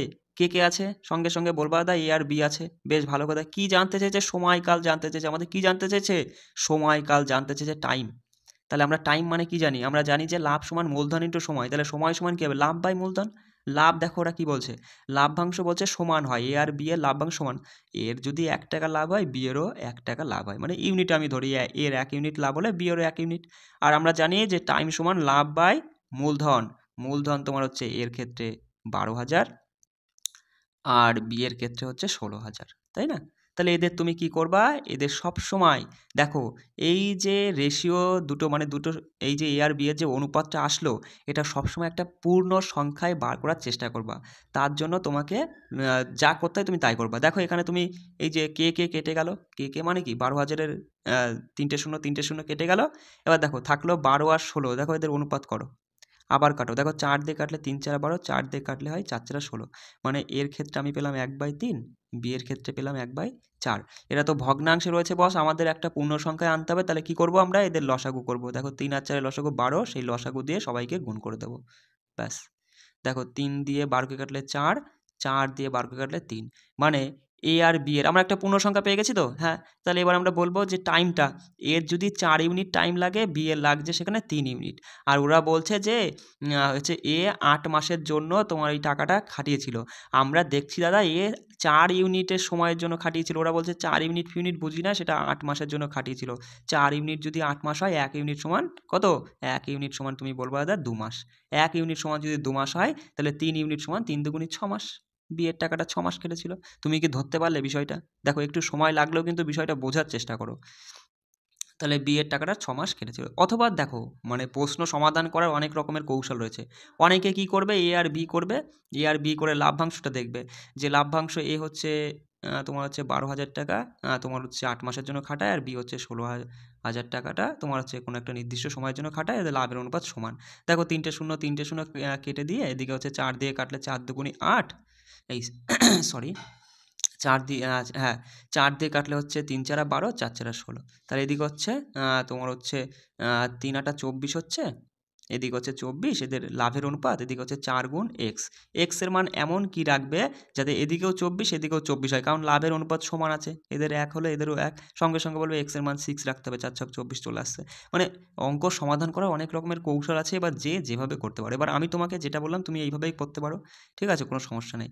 দেখো 3 বন্ধু এ বি সি এত মাস এত মাসের জন্য যথাক্রমে এত টাকা বিনিয়োগ করেছে, তারা প্রত্যেকে বছরের বাকি অংশের জন্য এত টাকা বিনিয়োগ করেছে। বছর শেষে তাদের লাভের অনুপাত কত, দেখো লাভ বার করতে হবে। সঙ্গে সঙ্গে আমরা কি করব, এ বি সি 3 বন্ধুর নাম লিখে নিলাম। এবার আমরা বার করছি প্রফিট অ্যান্ড লাভ, তাই না?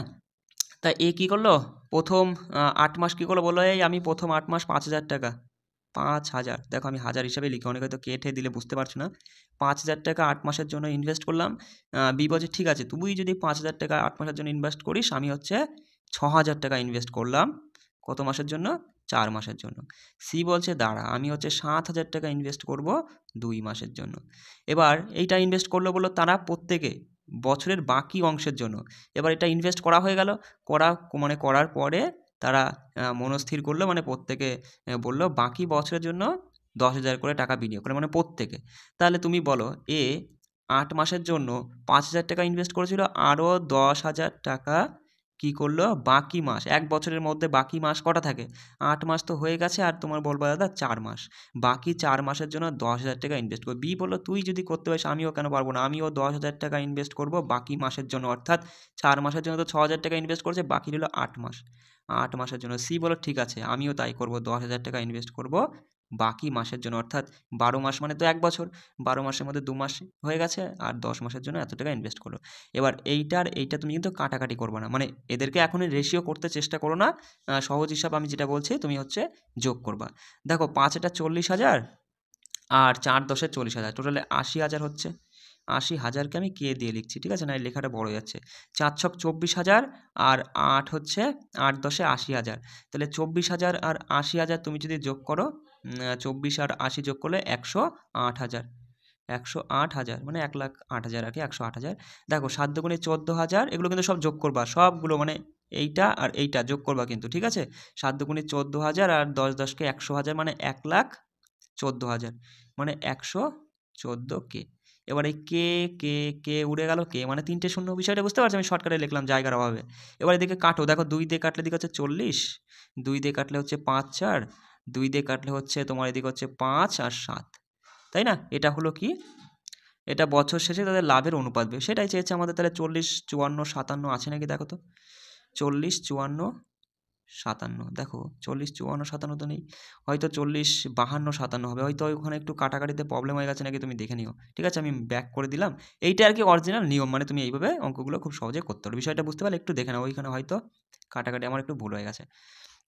আচ্ছা দেখো, এ এত টাকা দিয়ে ব্যবসা শুরু করে এবং হচ্ছে তোমার হচ্ছে 6 মাস পরে বি তার অংশীদার হিসাবে বি এর সাথে যোগ দেয়।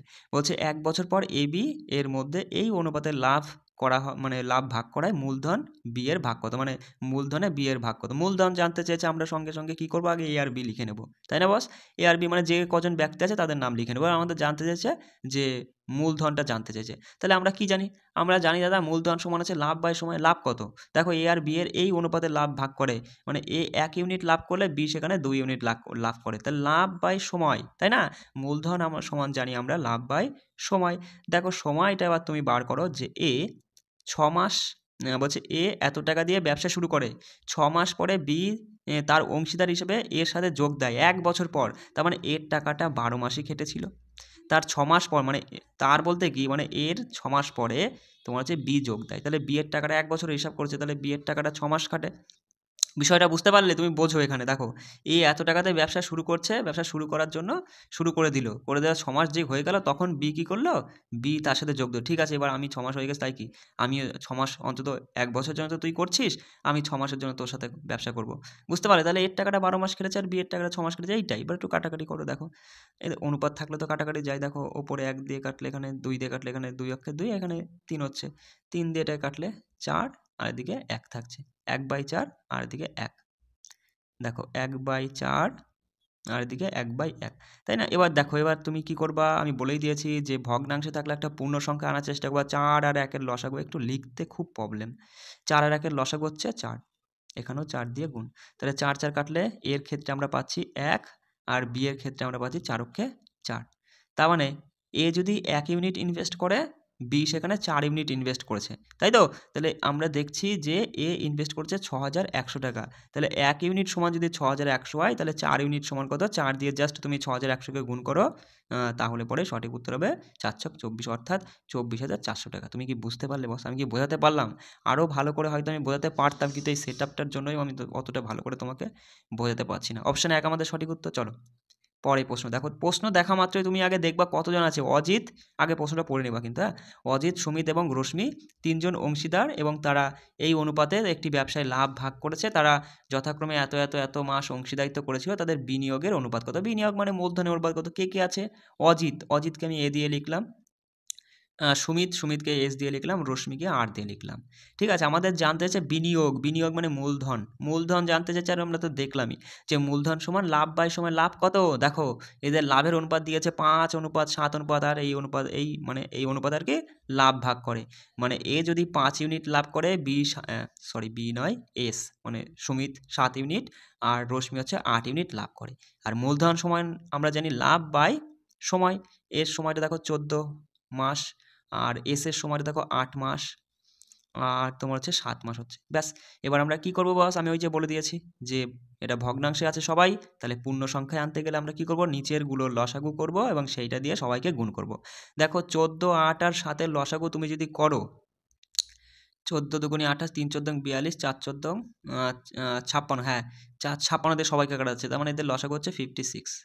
56 দিয়ে সবাইকে গুণ করে দাও, 56। দেখো 14 দিয়ে এটা 4 14 56, 7 8 56, 7 8 হয় 56। তাইলে দেখো 4 5 20, এর হচ্ছে 20 অনুপাত হচ্ছে, আর 7 7 49 হচ্ছে, 8 8 64 হচ্ছে, মানে 20 49 64। ঠিক আছে, দেখো অপশনে আছে কিনা দেখো তো। অবশ্যই থাকার তো কথাই, 20 49 64, অপশন 2 আমাদের সঠিক উত্তর। বোঝা গেল বিষয়টা? বুঝতে পারলে? চলো পরে প্রশ্ন দেখো। বলছে অনিল ও মুকেশ একটি ব্যবসা অংশীদার। বলছে তারা ব্যবসায় এত অনুপাতে বিনিয়োগ করে, 6 মাস শেষ হলে অনিল তার মূলধন তুলে নেয়। যদি তারা এই অনুপাতে লাভ অর্জন করে, তাহলে মুকেশ কত দিনের জন্য বিনিয়োগ করেছিল? কত দিনের জন্য বিনিয়োগ করেছিল মানে টাইমটা জানতে চেয়েছে। আর আমাদের এখানে কে কে আছে? অনিল আছে আর মুকেশ আছে, ব্যাস। অনিল আছে আর মুকেশ আছে, তাহলে আমাদের টাইম জানতে চাইছে। টাইম সমান আমরা কি জানি, মানে সময় সমান আমরা জানি লাভ বাই মূলধন। লাভ কত? আগে দেখো লাভ কত, লাভ হচ্ছে এই অনুপাতে লাভ অর্জন করে, মানে এর যদি 4 ইউনিট হয় হচ্ছে এম এর হবে 9 ইউনিট, তাই তো। আর লাভ বাই আমরা কি জানি যে টাইম সমান হচ্ছে লাভ বাই মূলধন। মূলধন কত দেখো, তারা ব্যবসায় এই অনুপাতে বিনিয়োগ করে, এই দেখো এগুলো একটু দেখে নিবা, হ্যাঁ, দেখে সঠিক মতো বাঁধাবা। 7 ইউনিট হচ্ছে বিনিয়োগ করে অনিল, আর মুকেশ হচ্ছে 9 ইউনিট বিনিয়োগ করে। এবার এদের তুমি কি করবা, রেশিও করবা, দেখো 7 নং 63 এদের মানে 7 আর 9 লসাগু 63, সেই 63 দিয়ে তুমি সবাইকে ভাগ করে একটা পূর্ণ সংখ্যা আনার চেষ্টা করবা। 9 এখানে এটা কাটলে 7, তাহলে এখানে দেখো এই অবশ্য তুমি এখানে 9 কেটে দিবা একবারে, তাই না, গুণ করলেও হবে, গুণ করে তারপরে অনুপাত করলেও হবে, অথবা তুমি করতে করতে যখন অভ্যাস হয়ে যাবে না তখন এত কিছু করবা না, তুমি চোখে দেখেই অ্যান্সার করবা। এখানে 4 নং 36 কাটছি না, আমি গুণ করেই করি, 7 নং 63, দেখো 9 দিয়ে কাটা যাচ্ছে, এখানে লিখতে দেখো একটু বুঝে নাও, 9 দিয়ে কাটলে 4 নং 36, আর 9 দিয়ে কাটলে 7 নং 63, মানে মানে 4 আর 7 এই অনুপাত, মানে এই সময়ের জন্য তারা বিনিয়োগ করেছিল। এবার বলছে দেখো ভালো করে বোঝো, মানে এ যদি 4 ইউনিট সময় বিনিয়োগ করে, সেখানে এম 7 ইউনিট সময় বিনিয়োগ করে, কিন্তু এ তো 4 ইউনিট সময় বিনিয়োগ করেনি, বলছে 6 মাস শেষে অনিল তার মূলধন তুলে নেয়, মানে 6 মাস শেষে অনিল তার মূলধন তুলে নেয়, মানে কি অনিলের টাকাটা 6 মাস কেটেছিল, তাহলে পরে অনিলের টাকা যদি 6 মাস কাটে, ইউনিটে দেখলাম আমরা 4 ইউনিট কেটেছিল, 4 ইউনিট সমান যদি 6 মাস হয়, 1 ইউনিট সমান কত, 6/4, আর মুকেশের টাকাটা আমরা দেখছি 7 ইউনিট কেটেছিল, কিন্তু 7 সমান কত, এটা কিন্তু 4, 1 মিনিট, এটা 4 আর গুণ 7, দেখো এটা 2 দিয়ে কাটলে 2, আর এদিকে 3, আর এদিকে আছে 3 7 21, 21কে 2 দিয়ে ভাগ করলে কি হয়, 10.5 হয়, 10.5, 10.5 মাসের জন্য খেটেছিল কার টাকা, এম এর টাকা। অপশান 2 আমাদের সঠিক হতো, হয়তো মানে ঘিজিমিজি হয়ে যাচ্ছে, একটু লিখতে আমার খুব কষ্ট হচ্ছে, সেটা একটু দেখে নিই। দেখো কি বলছে, অশোক এবং হচ্ছে কমল তাদের অর্থ এই অনুপাতে বিনিয়োগ করে একটি ব্যবসা শুরু করে, যদি বছরের শেষে লাভ এত টাকা হয়, তাহলে অশোকে একদম সিম্পল, অশোক আছে আর কমল আছে, আর আমাদের জানতে চাইছে লাভ, প্রফিট, তাই না। লাভ সমান আমরা কি জানি যে মূলধন ইন্টু সময়, মূলধনের অনুপাত কত, এই অনুপাতে বিনিয়োগ করে, এ 3 ইউনিট বিনিয়োগ করলে 8 ইউনিট বিনিয়োগ করে, মূলধন ইন্টু সময়, সময় কই, বছর শেষে 1 বছরের জন্য, মানে বছর শেষে মানে 12 মাস, অথবা তুমি 1 বছর ধরে নিতে পারো, এখানে যেহেতু দুটোই সমান রয়েছে 1 বছরের জন্য, তাহলে এদের দেখো 3:8, এই অনুপাতেই তো তাদের হচ্ছে কি হচ্ছে, লাভ হচ্ছে। এবার বলছে যে এত টাকা, বলছে যদি বছর শেষে লাভ হয় এত টাকা, তাহলে অশোকের লাভের পরিমাণ কত। দেখো এত টাকা লাভ হচ্ছে, তাদের এত টাকা লাভ হচ্ছে, তাদের মানে কি এখানে মানে মোট টাকাটা, মোট এত টাকা লাভ হচ্ছে, কিন্তু আমরা দেখছি মোট ইউনিটে হচ্ছে 8 আর 3 কত, 11 ইউনিট লাভ হচ্ছে। 11 ইউনিট সমান যদি 12100 হয়, তাহলে 1 ইউনিট সমান তুমি বলবে 11 × 121, অর্থাৎ তোমার হচ্ছে 110 টাকা, এই সরি 1100 টাকা 1 ইউনিটের মান। অশোকের লাভের পরিমাণ জানতে চাইছে, অশোকের ইউনিট 3, তাহলে 1 ইউনিট সমান যদি 1100 হয়, 3 ইউনিট সমান 3300, মানে 3300 আমাদের সঠিক উত্তর হবে। বিষয়টা বুঝতে পারলে খুবই সহজ প্রশ্ন ছিল, অপশন 2 আমাদের সঠিক উত্তর। দেখো পরের প্রশ্নটা কি বলছে, বলছে একজন ব্যক্তি তার অর্ধেক সম্পত্তি তার স্ত্রীর জন্য, আর 1/3 হচ্ছে পুত্রের জন্য, এবং অবশিষ্টাংশ কন্যার জন্য রেখে যায়, কন্যার অংশ এত টাকা হলে স্ত্রীর অংশ কত। দেখো সিম্পল, আমাদের জানতে চাইছে যে ভালো করে প্রশ্নটা বুঝবা যে কী জানতে চেয়েছে আর কজন ব্যক্তি রয়েছে, আগে সেই জিনিসটা তুমি বার করবা। একজন ব্যক্তি তার অর্ধেক সম্পত্তি হচ্ছে তার স্ত্রীর জন্য, এবং এত অংশ আর কি পুত্রের জন্য, এবং অবশিষ্টাংশ কন্যার জন্য রেখে যায়, কন্যার অংশ এত টাকা, স্ত্রীর অংশ কত, মানে টাকা অর্থাৎ মূলধন কত আমাদের, মূলধন 1 মিনিট, মূলধন বার করতে বলেছে। আর এখানে কজন ব্যক্তি রয়েছে, স্ত্রী রয়েছে, একটু লিখছি, হ্যাঁ, স্ত্রী রয়েছে, আর এদিকে হচ্ছে পুত্র রয়েছে, আর এদিকে কন্যা রয়েছে, ঠিক আছে, একটু কষ্ট করে বুঝে নাও। আচ্ছা, স্ত্রী হচ্ছে অর্ধেক রেখে গেছে স্ত্রীর জন্য, আর তাহলে মানে পুরো অংশটা সবসময় মাথায় রাখবো। অংশের ক্ষেত্রে আমি তোমাদের দেখিয়েছিলাম, মানে ভগ্নাংশ অঙ্কের ক্ষেত্রে আমি বলেছিলাম যে সম্পূর্ণটা অর্থাৎ পুরোটা বললে পরে 1 অংশ, এবার 1 অংশের মধ্যে অর্ধেক চলে গেলে আর অর্ধেক থাকে, এবার সেই অর্ধেকের দেখো আমি এখানে করছি, অর্ধেকের মধ্যে 1/3 কাকে দিয়েছে, 1/3 দিয়েছে পুত্রকে, তাহলে বাকি থাকে কত, দেখো এটা তুমি যদি একটু সমাধান করো দেখবা নিচে 6, 3 থেকে 2 গেলে 1/6 থাকছে, একটু বিয়োগ করলে পরেই তুমি বুঝতে পারবা যে 1/6 তাহলে পুত্র মানে কন্যা পাচ্ছে। আর এবার আমরা দেখছি দাদা ভগ্নাংশে চলে এসছে, আসলে তো হবে না, আমরা জানি সবসময় একটা পূর্ণ সংখ্যায় বার করব, তার জন্য কি করতে হয়, নিচেরগুলোর লসাগু করতে হয়, করে সেটা দিয়ে গুণ করতে হয়, 2 3 আর 6 লসাগু করলে 6 হয়, তাই 6 দিয়ে সবাইকে গুণ করে দেবো, তাই না বস। সবাইকে যদি তুমি গুণ করো, দেখো এখানে 3, মানে স্ত্রীর জন্য 3 ইউনিট হচ্ছে, আর পুত্রের জন্য 2 ইউনিট হচ্ছে, আর কন্যার জন্য 1 ইউনিট হচ্ছে। এই অনুপাতে তারা আর কি হচ্ছে তোমার কি পেয়েছে, বিনিয়োগ মানে অর্থটা পেয়েছে, মূলধন পেয়েছে। তাহলে কন্যা, এখানে দেখো ওটা বলছে কন্যার অংশ 18,000, আমরা দেখছি কন্যা 1 ইউনিট পেয়েছে। 1 ইউনিট সমান যদি 18,000 হয়, স্ত্রীর অংশ জানতে চেয়েছে 3 ইউনিট সমান কত, 3 18 54, অর্থাৎ 54,000 টাকা স্ত্রী পেয়েছে। সিম্পল ব্যাপার, অপশান দেখো 4 আমাদের সঠিক উত্তর। বুঝতে পারছো কি বিষয়টা? দেখো পরের প্রশ্ন দেখো, দারুণ একটা প্রশ্ন। দেখো এরকম প্রশ্ন দিয়ে কিন্তু মোটেও ভয় পাবা না, একদম ইজি প্রশ্ন। মানে আমি তোমাকে যে কনসেপ্টটা ধরিয়ে দিয়েছি, এই কনসেপ্টের উপরে তুমি চলবা, দেখবা যে টাইপের মানে যেরকমই ঘুরিয়ে ফিরিয়ে প্রশ্ন দেখ না কেন তুমি পারবা। দেখো এর সঙ্গে সঙ্গে তুমি আগে প্রশ্নটা পড়ে নেবা। কি বলছে, XYZ এই অনুপাতে মূলধন বিনিয়োগ করে, বেশ ভালো কথা। বলছে 6 মাস পর এক্স তার মূলধনের এত % বৃদ্ধি করে, ওয়াই তার মূলধনের এত % হ্রাস করে এবং জেড এর মূলধনের কোনো পরিবর্তন হয় না। বার্ষিক এত টাকা লাভ হলে ওয়াই এর লাভ্যাংশ কত? কি জানতে চেয়েছে আমাদের? লাভ জানতে চেয়েছে বস। আর লাভ মানে আমরা তো জানি, এবার আমাদের যেটা জানতে চাইছে আমরা কি করবো, এবার যে কয়জন আছে XYZ। আচ্ছা দেখো আমি একটু ছোট করে নিই, হ্যাঁ, নাহলে আমি তোমাদেরকে ধরি মানে এখানে ধরিয়ে অঙ্কটা বোঝাতে পারবো না। আমাদের জানতে চাইছে দাদা লাভ, তাই তো? আর আমরা জানি এবার আমাদের কাজ কি, যে যে কয়জন মানুষ আছে তাদের আমরা নাম লিখে নেব, XY আর Z। এবার দেখো, এবার আমরা লাভ সমান আমরা কি জানি, যে মূলধন ইন্টু সময়। তাহলে মূলধন দেখো ওরা প্রথমে লাইনে বলেই দিয়েছে যে 18, 12 18, 20, 25 এই অনুপাতে মূলধন বিনিয়োগ করে, মানে X 18 ইউনিট বিনিয়োগ করলো আর ওয়াই হচ্ছে 20 ইউনিট, একটু লেখাটা দেখে নাও, আর জেড হচ্ছে 25 ইউনিট বিনিয়োগ করেছে, তাই না?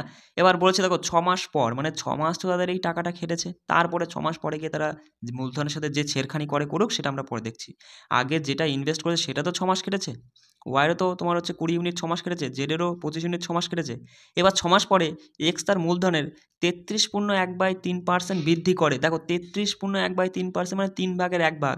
দেখো 18 ইউনিট লাগিয়েছিল, 18 3 ভাগের 1 ভাগ, সঙ্গে সঙ্গে বলবা 3 6 18, 18 3 ভাগের 1 ভাগ হয় 6, মানে 6 আরও বৃদ্ধি করে, তাহলে 18 ছিল আরও 6 বৃদ্ধি করলো, মানে 18 6 24, মানে 24 ইউনিট সে আরও লাগালো বাকি মাসের জন্য। দেখো যেহেতু বলেছে বার্ষিক এত লাভ হয়েছে, মানে 1 বছরের মধ্যে তারা সব কাজ, মানে 1 বছরের জন্য তারা আর কি টোটালে ইনভেস্ট করেছিল। তাহলে বাকি মাস হচ্ছে 6 মাস, 6 মাসের জন্য সে 24,000 টাকা লাগালো। ওয়াই বলছে দাঁড়া আমিও তাহলে চেঞ্জ করবো, আমিও কী করলাম, ওয়াই কী করলো, মূলধন 50% হ্রাস করলো, মানে ওয়াই কী করেছে, 20 ইউনিট তো মূলধন করে মানে 6 মাসের জন্য ইনভেস্ট করেছিল, সে আরও 50% হ্রাস করলো, মানে 10 ইউনিট তুলে নিল। তাহলে 50% তো বুঝতেই পারছো, মানে অর্ধেকটা, 20-র 50% মানে অর্ধেকটা, 10 ইউনিট তুলে নিয়েছে, তাহলে 10 ইউনিট সে আর 6 মাসের জন্য ইনভেস্ট করেছে, তাই তো?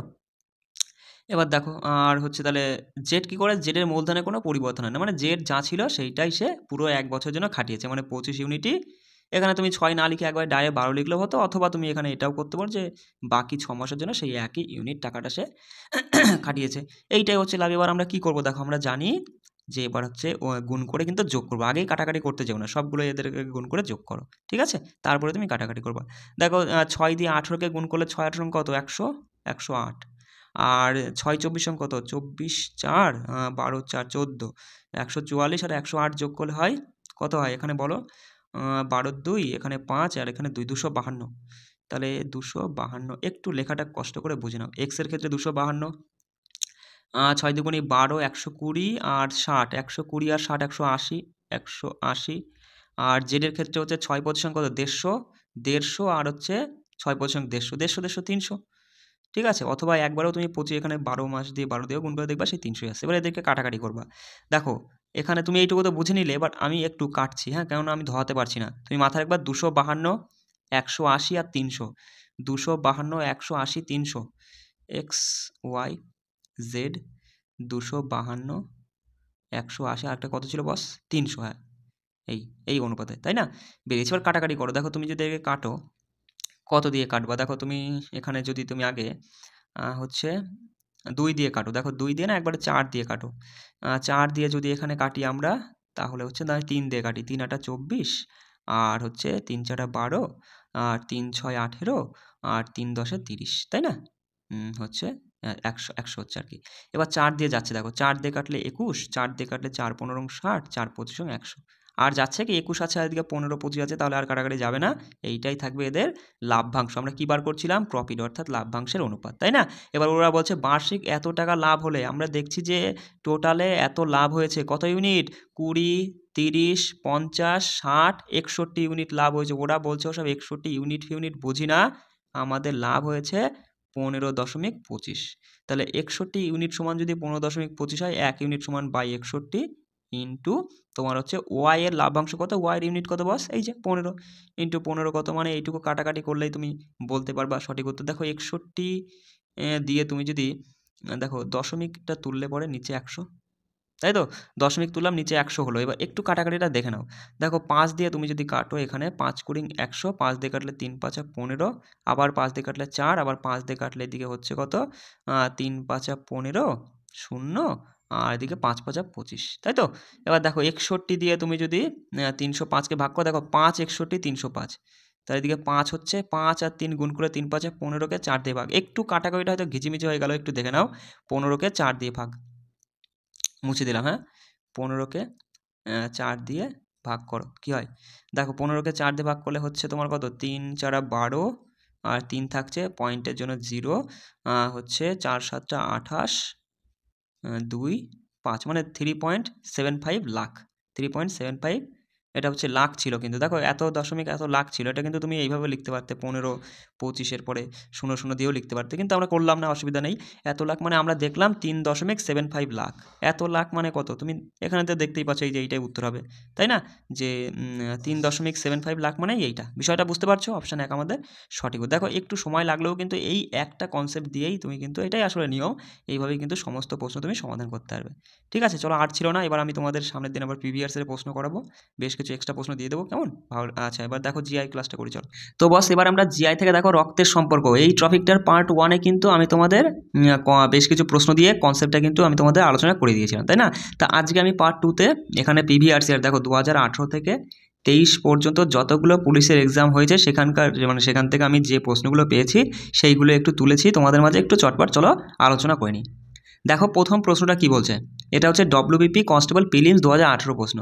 বলছে ই এ এর পুত্র, ই হচ্ছে কার পুত্র? এর পুত্র। আমি একটু চটপট বলবো, কেননা আমি তোমাদের কনসেপ্ট ধরিয়ে দিয়েছি, তাই না? এখন কিন্তু আমি একটু চটপট বলার চেষ্টা করবো। দেখো ই হচ্ছে এর পুত্র, এর পুত্র হচ্ছে ই, বেশ পুত্র বলে তাই ই প্লাস চিহ্ন দিলাম।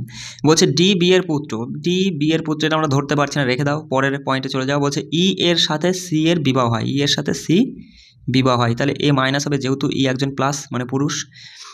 এবার চলে আসি, বলছে সি বি এর কন্যা, সি হচ্ছে কার কন্যা? বি এর কন্যা হচ্ছে সি। এবার দেখো, এবার ডি বি এর পুত্র, ডি হচ্ছে বি এর পুত্র, বি এর পুত্র যদি হয় তাহলে এখানেই বসবে প্লাস চিহ্ন। এবার বলছে ডি এর সাথে ই এর সম্পর্ক কি? কার কার? এই দেখো লাস্টে ধরবা যে এ এর সাথে সম্পর্ক, এর কথাটা যার সঙ্গে থাকবে, দেখো ই এর সম্পর্ক কি? ই এর সম্পর্ক কি কার সাথে? ডি এর সাথে। দেখো এরা দুজনা স্বামী স্ত্রী, তাহলে ই এর বউ, বউয়ের ভাই, ই এর শালা হবে। অপশান 2 আমাদের সঠিক উত্তর, বুঝতে পারলে? চলো পরে প্রশ্ন দেখো কি বলছে।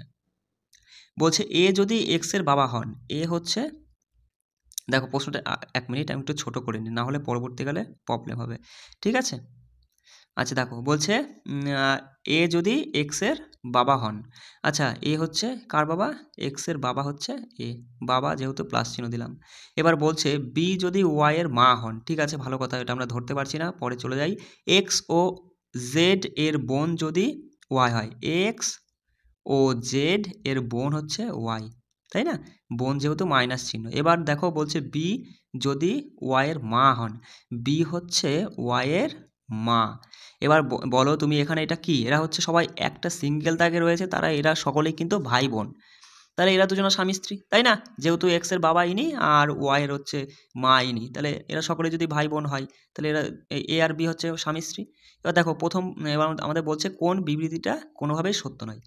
বলছে বি জেড এর মা, অবশ্যই জেড এর মা বি, এটা ঠিক। 2 নম্বর বলছে বি হলো এ এর স্ত্রী, অবশ্যই বি হচ্ছে এ এর স্ত্রী, এটাও ঠিক। আর বলছে ওয়াই হলো এক্স এর পুত্র, ওয়াই হলো এক্স এর পুত্র কখনোই না, এরা একটা লাইনে রয়েছে, এরা সকলেই ভাই বোন, এটা হবে না। তার মানে আমাদের তিনেরটা হবে, মানে তিনেরটা উত্তর হবে, যেটা কোনোভাবে সত্য না। দেখো চারের আমি মুছে দিতে বাধ্য, না হলে আমি তুলতে পারলাম না। বিয়ের একটি কন্যা আছে, অবশ্যই বিয়ের একটি কন্যা আছে, আমরা দেখলাম ওয়াই একজন মেয়ে, তাই বিয়ের কন্যা। বিষয়টা বুঝতে পারলে আমি মুছলাম এই কারণেই, নাহলে আমি তোমাদের বোঝাতে পারতাম না 1 মিনিট। দেখো পরের প্রশ্নটা কি বলছে, এটা হচ্ছে ডব্লিউবি কনস্টেবল প্রিলিমস 2019-এর প্রশ্ন। কি বলছে, যদি এ এর ভাই এ এর ভাই হচ্ছে এফ হয়, এ এর ভাই এফ, এবার বলছে সি এ এর কন্যা, সি হচ্ছে এ এর কন্যা, এ এর কন্যা হচ্ছে সি, কন্যা মাইনাস চিহ্ন, কে এফ এর বোন হয়, কে হচ্ছে এফ এর বোন, এফ এর বোন হচ্ছে কে, বোন মাইনাস চিহ্ন। বলছে যে সি এর ভাই হয়, সি এর ভাই হচ্ছে যে, ভাই প্লাস চিহ্ন। বলছে তবে যে এর কাকাকে, দেখো যে এর কাকাকে, দেখো এরা দুজনে তো ভাই বোন, এবার এর হচ্ছে বাবা অথবা মা, যাই হোক আমরা তো বুঝতে পারছি না, তার মানে এরও হয়তো মানে জেরও বাবা অথবা মা হবে এ, প্লাস চিহ্ন অথবা মাইনাস কোনো কিছুই নেই। কিন্তু এর সাথে দেখো এই যে এই লাইনে এরা তো সকলেই ভাই বোন, এরা তো সকলেই ভাই বোন, তাই না? তাহলে এর এই তিনজনের মধ্যে এই এফই একমাত্র প্লাস চিহ্ন, মানে এ একজন পুরুষ মানুষ, তাহলে যে এর কাকা এই এফই হবে, কে হবে না, কারণ কে একজন মাইনাস মহিলা হবে, আর এ তো ওর বাবা অথবা মা হবে, তাহলে বাবাই হবে নিশ্চয়ই, বাবার ভাই হবে তোমার কাকা, তাহলে এফ হবে এখানে সঠিক উত্তর। বুঝতে পারলে বিষয়টা আমি কি বলতে চাইছি? অপশান 4 দেখো পরের প্রশ্নটা কি বলছে, দেখো বলছে এ হলো সি এর বাবা, এ হচ্ছে সি এর বাবা, একটু লিখতে অসুবিধা হচ্ছে দেখে নাও, হ্যাঁ, এ হচ্ছে সি এর বাবা।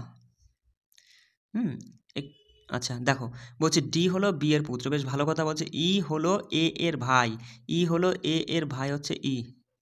এবার বলছে দেখো যে সি, যদি সি ডি এর বোন হয়, সি হচ্ছে ডি এর বোন হয়, সি হচ্ছে 1 মিনিট, সি হচ্ছে ডি এর বোন, ডি এর বোন সি, তাহলে বি এর সাথে দেখো এবার এই সম্পর্কটা তুমি দেখো, ডি হলো বি এর পুত্র, ডি হলো বি এর পুত্র, আচ্ছা তার মানে ওপরে যাবে, তার মানে 1 মিনিট, এটা আমরা দেখো এই ডিটা আমরা এখানে না লিখে আমি যদি এ পাশে লিখতাম সেটাও কিন্তু সঠিক হতো। এবার এ হচ্ছে কার পুত্র, বি এর পুত্র, পুত্র মানে ছেলে, তাই না? ডি হলো, দেখো বলেই দিচ্ছে যে ডি হলো বি এর পুত্র। বলছে তাহলে বি এর সঙ্গে ই এর সম্পর্ক কি, দেখো এরা দুজনা যেহেতু ভাই বোন, আর তাহলে এরা দুজনা স্বামী স্ত্রী, তাই না? ইনি একজন মহিলা, দেখো মাইনাস চিহ্ন দিলাম, আর যেহেতু ইনি একজন প্লাস চিহ্ন আছে মানে পুরুষ আছে, তাহলে এটা মহিলা। তা বলছে যে তাহলে বি এর সঙ্গে কার, ই এর সম্পর্ক কি, ই এর সম্পর্ক কি বি এর সঙ্গে, দেখো এরা তো দুজনা ভাই বোন, মানে এরা দুজনাই ভাই, মানে ভাই বোন বলতে কি একটা লাইনে রয়েছে একটা সরলরেখায় দুজনাই ভাই, তাহলে ই এর ভাইয়ের বউ, ভাই বউ, অথবা এ যদি এর যদি থেকে বড় হয় তাহলে দাদা, দাদার বউ, বৌদি, বৌদি অথবা ভাই বউ। দেখো অপশান দেখলে কিন্তু তুমি সঠিক উত্তর করতে পারো, দেখো বোন, কাকা, পুত্রবধূ কখনোই হবে না, বৌদি অথবা ভাইয়ের বউ হবে, তাহলে অপশান দেখলেই কিন্তু তুমি বলবো অপশান 1 এখানে সঠিক উত্তর। বিষয়টা বুঝতে পারলে চলো পরের প্রশ্ন দেখো, এটা হচ্ছে ডব্লিউবি কনস্টেবল প্রিলিমস 21-এর প্রশ্ন। কি বলছে, একজন পুরুষকে পরিচয় করিয়ে দিয়ে একজন মহিলা বললেন সে আমার, আমি কে, মহিলা, আমি মহিলা ধরলাম, আমার মা, আমার মায়ের মার, তার আবার মাইনাস হবে, মায়ের মার একমাত্র পুত্র, একমাত্র পুত্র, একমাত্র পুত্র হলো কে, পুত্র হলো সে, সে মানে কে, পুরুষ, এই পুরুষটা, তাই না? এখানে এই প্লাসটা হচ্ছে এই পুরুষটা, বলছে ভদ্র মহিলা ভদ্রলোকের কে হন, ভদ্র মহিলা ভদ্রলোকের কে হন, কার ভদ্রলোকের কে হয়, দেখো ভদ্রলোকের, এরা দুজনে তো ভাই বোন, তাহলে এই যে এই পুরুষের বোনের মেয়ে কী হবে, ভাগ্নি হবে। অপশান 1 আমাদের সঠিক উত্তর। বিষয়টা ধরতে পারলে তুমি, চলো পরের প্রশ্ন দেখো, এটা হচ্ছে ডব্লিউবি কনস্টেবল প্রিলিমস 21-এর প্রশ্ন। বলছে এ বি এর ভাই, এ হচ্ছে বি এর ভাই, ভাই প্লাস চিহ্ন, বি সি এর কন্যা, বি হচ্ছে সি এর কন্যা, সি এর এটা মেয়ে। বলছে ডি হলো এ এর পিতা, ডি হলো এ এর পিতা, এরা যেহেতু দুজনা ভাই বোন তাহলে এরা দুজনা স্বামী স্ত্রী, ইনি পিতা, তাই না? পিতা, ইনি যদি পিতা হয় তাহলে ইনি মাতা হবেন। আচ্ছা তাহলে বলছে তাহলে সি ডি এর কে হন, সি, সি ডি এর কার, ডি এর কে হয়, সি ডি এর হচ্ছে স্ত্রী হবে, স্ত্রী, স্বামী হবে না কিন্তু, দেখো আমি বললাম যার সাথে লাস্টে শেষে যার সাথে এর থাকবে তার সাথে সম্পর্ক, সে তার সাথে সম্পর্ক তুমি খুঁজবা। সি ডি এর কে হয়, ডি এর কে হয়, সি ডি এর স্ত্রী হয়, ডি যেহেতু একজন পুরুষ মানুষ ছেলে রয়েছে মানে প্লাস চিহ্ন রয়েছে, তাহলে এর স্ত্রী হবে, স্বামী কিন্তু হবে না কখনো, তুমি এই দিক থেকে ধরবা না কিন্তু। বিষয়টা বুঝতে পারলে, দেখো লাস্টে যার সাথে এর থাকবে তার দিক থেকে তুমি যাবা সম্পর্ক ধরতে, তাহলে ডি এর হচ্ছে তোমার কী হবে, স্ত্রী হবে। এখানে অপশান দেখো 4 আমাদের সঠিক উত্তর। ঠিক আছে, অনেকে কিন্তু স্বামীও করে দিতে করে মানে করতে পারে সেক্ষেত্রে ভুল হয়ে যাবে। দেখো পরের প্রশ্নটা বলছে, দেখো যে ছবিতে এক ভদ্র মহিলার দিকে লক্ষ্য করে সোমা বাসবকে বলল, আমি হলাম ওই ভদ্র মহিলার একমাত্র কন্যা। আমি ধরলাম ভদ্র মহিলা, এটা একটু লেখাটা কষ্ট করে বুঝে নাও। ভদ্র মহিলার একমাত্র কন্যা আমি হলাম, তাহলে আমি এখানে কে? সোমা। সোমা বলছে যে আমি হলাম ভদ্রমহিলার একমাত্র কন্যা, মাইনাস চিহ্ন দিলাম। বলছে এবং এর পুত্র, মানে এই ভদ্রমহিলার পুত্র, মানে ভদ্রমহিলার ছেলে রয়েছে, ভদ্রমহিলার পুত্র তোমার মামা। তোমার মামা মানে কার? আমি কাকে বলছি? বাসবকে। দেখো সোমা বাসবকে বললো তোমার মামা, মানে মানে তোমার মামা মানে কি, মানে মানে বাসবটা হবে আমার মানে সোমারই আর কি পুত্র, তাই না? এখানে হবে বাসব। একটু লেখাটা দেখে নাও। তাহলে বাসব এখানে বলছে সোমা বাসবের বাবার কে হয়? বাসবের বাবা। দেখো বাসবের মা তো সোমা, তাহলে বাসবের বাবা হবে সোমার কি হবে? সোমার হচ্ছে বাসবের বাবার কে হয়? দেখো এখানে হচ্ছে, এখানে তাহলে হচ্ছে বাসবের বাবা, বাসবের বাবা। এরা দুজনা স্বামী স্ত্রী। এবার দেখো সম্পর্ক কিভাবে খুঁজবা, যে বাসবের বাবার সোমা কে হন? আমি বলেই দিয়েছি যে লাস্টের দিক থেকে ধরবা। বাসবের বাবার কে হন? সোমা।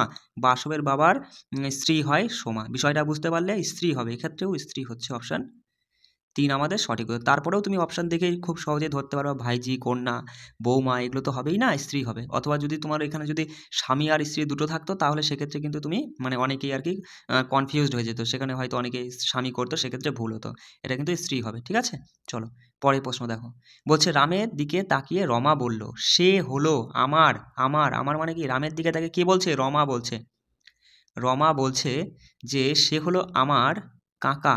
আমার কাকা মানে আমার বাবা, বাবার ভাই, কাকা, আমার কাকার মেয়ের ভাই, আমার কাকার মেয়ে তার ভাই, তাই তো? এই তার ভাইকে, এটা রাম। সে হলো মানে সে হলো কাকে? রাম। রামের দিকে তাকিয়েই বলছে এখানে রাম, আর এখানে রমা বলছে রাম রমার কি হয়? রমার কি হয়? রমার কি হয়? রমার হচ্ছে কাকার ছেলে, মানে রমার কাকার কাকা তো কাকা তো ছেলে হবে, তাই তো? মানে কাকা তো ভাই হবে, কাকা তো ছেলে তো নয়, কাকা তো ভাই। বুঝতে পারলে বিষয়টা? কাকা তো ভাই হবে। দেখো আছে নাকি? হ্যাঁ, অপশান 4 রয়েছে, দেখো কাকা তো ভাই। চলো পরের প্রশ্ন দেখো। এটা হচ্ছে কেপি কনস্টেবল প্রিলিমস 2023 প্রশ্ন। বলছে সোমা হলো দীপের মা। তাহলে আমি এখানে দেখো ডি ফর দীপ লিখছি, দীপের মাকে সোমা, মাইনাস। এবার বলছে তা আবার সোমা হলো রমেশের বোন। সোমা হচ্ছে আর ফর রমেশ ধরলাম, ঠিক আছে? রমেশের বোন, ঠিক। বলছে রমেশ হলো চন্দ্রার ভাই। রমেশ হচ্ছে চন্দ্রা, সি ফর চন্দ্রার ভাই রমেশ। বলছে দীপ চন্দ্রার কে হয়? চন্দ্রার কি হয়? চন্দ্রার বোনের হচ্ছে ছেলে বা মেয়ে, যাই হোক এটা তো কী হবে আমরা জানি না, ছেলে হতে পারে, মেয়ে হতে পারে। তাই তুমি নিজেই বলো যে বোনের ছেলে হলে কি হতো? ভাগ্নে হতো। বোনের মেয়ে হলে বোনপো। তাহলে আমরা ভাগ্নে করব, তাই না? অপশান 1 আমাদের সঠিক উত্তর হবে। ভাগ্নি হতো, তাই না? তাহলে এখানে ভাগ্নেই তুমি ধরবা। অপশান 1 আমাদের সঠিক উত্তর। বিষয়টা বুঝতে পারছো কি? দেখো পরের প্রশ্ন দেখো। বলছে একজন ভদ্রলোককে দেখিয়ে এক ভদ্রমহিলা বললেন তার মা আমার। কে বলছে এখানে? ভদ্রলোককে দেখিয়ে ভদ্র মহিলা বললো, ভদ্র মহিলাকে ধরবা। ভদ্র মহিলা, এখানে 1 মিনিট আমি এটা কেটে দিয়ে মহিলা লিখি, নাহলে একটু লিখতে না খুব প্রবলেম হচ্ছে। ভদ্র মহিলাটা বলছেন যে তার মা। তার মা মানে কার মা? ওই ভদ্রলোক, ভদ্রলোকের মা। এই মাতে গিয়ে কিন্তু শেষ হয়েছে। তার মা মানে ভদ্রলোকের মা আমার, মানে ভদ্র মহিলা আমি, আমার ভদ্রমহিলার বাবা, ভদ্রমহিলার বাবা, বাবার একমাত্র কন্যা, একমাত্র কন্যা তো আমি হচ্ছে, মানে মহিলাটাই হচ্ছে মহিলা। তাহলে এখানে যেখানে শেষ হয়েছে এটা কিন্তু সেখানে হবে, সেখানে হবে মানে কি এই মাইনাসটা হয়ে যাবে আসলে এই মহিলাটাই, আর এর নিচে রয়েছে লোক, তাই না? তাহলে বলছে ওই ভদ্র মহিলাটি, ভদ্রলোকটি ভদ্র মহিলার কে হন? ভদ্র মহিলার কে হন? ভদ্র মহিলা, দেখো লাস্টের দিক থেকে আমি বারবার করে বলছি যে শেষে শেষে যে থাকবে যে ভদ্র মহিলার কে হন, তাহলে ভদ্র মহিলার দিক থেকে তুমি সম্পর্ক খুঁজবা। ভদ্র মহিলা লোকটিকে নিচে আছে যেহেতু, আর ভদ্র লোক যেহেতু, তাহলে পুত্র হবে। অপশানে দেখো পুত্র আছে নাকি? পুত্র আছে। অপশান 4 আমাদের সঠিক উত্তর। বিষয়টা বুঝতে পারছো বস? চলো দেখো আরও ভালো করে বোঝাতে পারতাম, কিন্তু এইভাবে লিখতে খুব মানে অসুবিধা হচ্ছে বলেই কিন্তু আমি অতটা ভালো করে বোঝাতে পারছি না। দেখো বলছে একটি ছবির দিকে ইঙ্গিত করে সুরেশ বলছিলেন যে তিনি আমার ঠাকুরদার। দেখো এখানে কে বলছে? সুরেশ বলছে। তাহলে সুরেশের ঠাকুরদা, আগে তুমি সুরেশ লেখো। সুরেশের ঠাকুরদা মানে সুরেশের বাবার বাবা, তাই তো? সুরেশের ঠাকুরদার একমাত্র ছেলে মানে সুরেশের বাবা আসলো, ছেলের একমাত্র মেয়ে। একমাত্র ছেলের একমাত্র মেয়ে মানে সুরেশেরই এটা বন্টন হবে। বলছে ছবির সেই ব্যক্তির সাথে সুরেশের কীভাবে হচ্ছে কীভাবে সম্পর্ক, ছবির সেই ব্যক্তি, এইটা তো ছবি, এই ছবির সেই ব্যক্তির সাথে সুরেশের কীভাবে সম্পর্কিত। আচ্ছা দেখো, এই ছবির ব্যক্তির সাথে সুরেশের কী সম্পর্ক, সুরেশ কী হবে, ভাই অথবা বোন, মানে সুরেশ অথবা ভাই অথবা বোন হবে, বা সুরেশ যে ছেলে মেয়ে সেটা আমরা বুঝতে পারছি না, তাই না, ভাই অথবা বোন হবে। তুমি দেখো অপশান দেখলে বুঝতে পারবা, ভাইজি হবে না, মা হবে না, কোনো সম্পর্ক নেই, এটা হতে পারে না, তাহলে ভাই হবে। অপশান 3 আমাদের সঠিক উত্তর। বিষয়টা বুঝতে পারলে?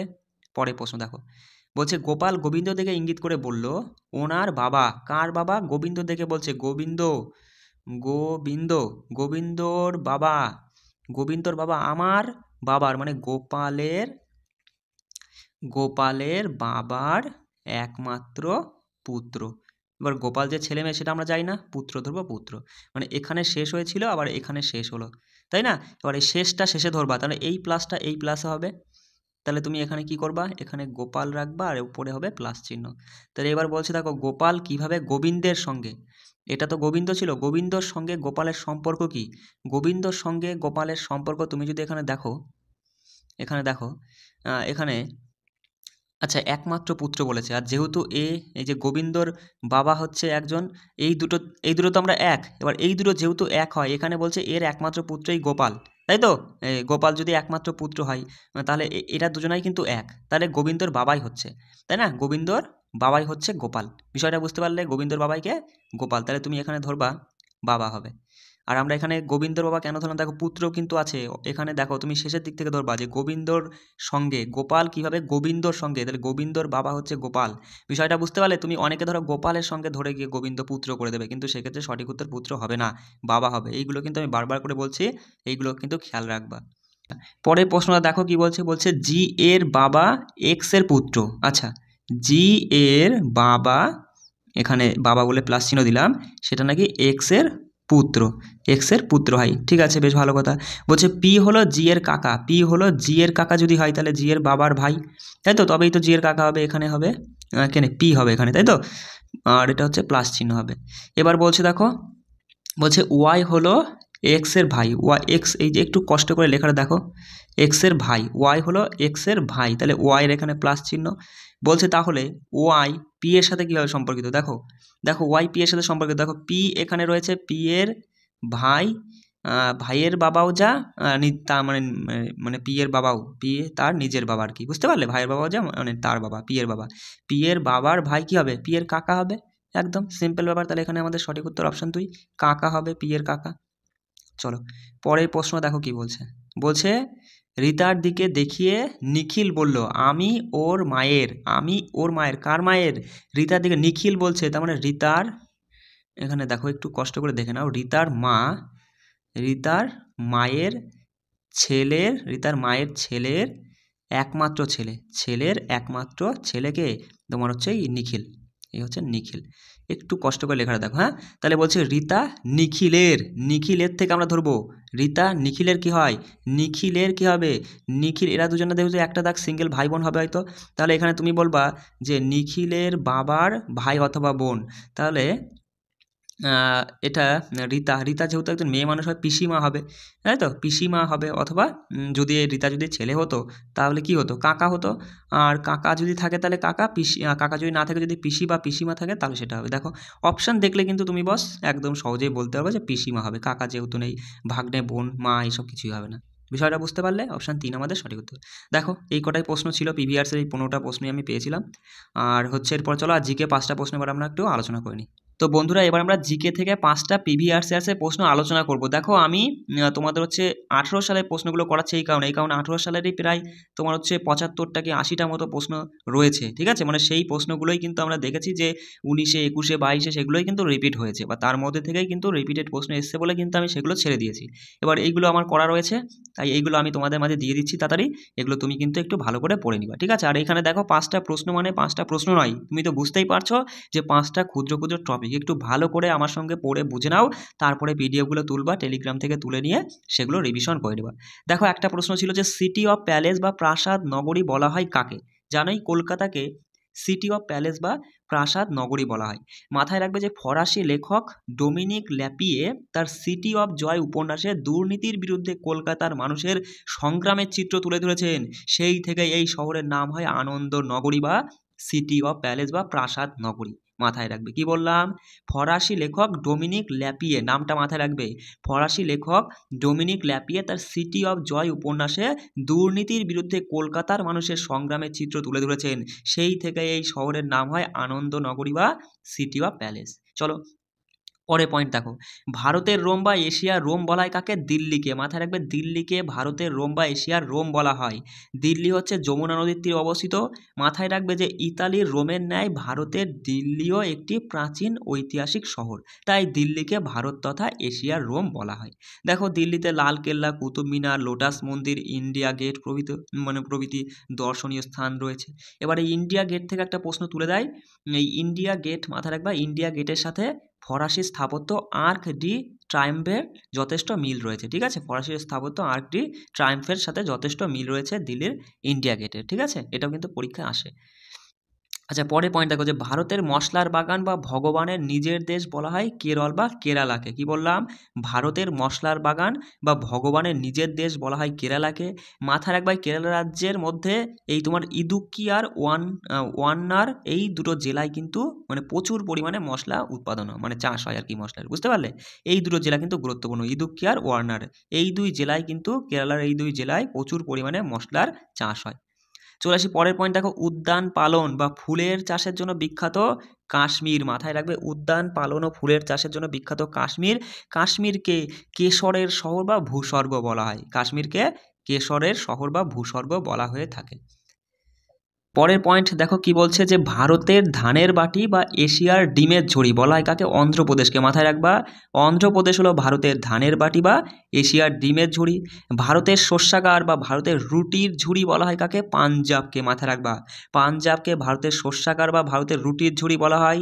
পাঞ্জাবকে পঞ্চনদের দেশও বলা হয়। পাঞ্জাব 5 যোগ আব, আব মানে জল, অর্থাৎ পাঞ্জাব 5টি নদীর জল দ্বারা পরিপুষ্ট।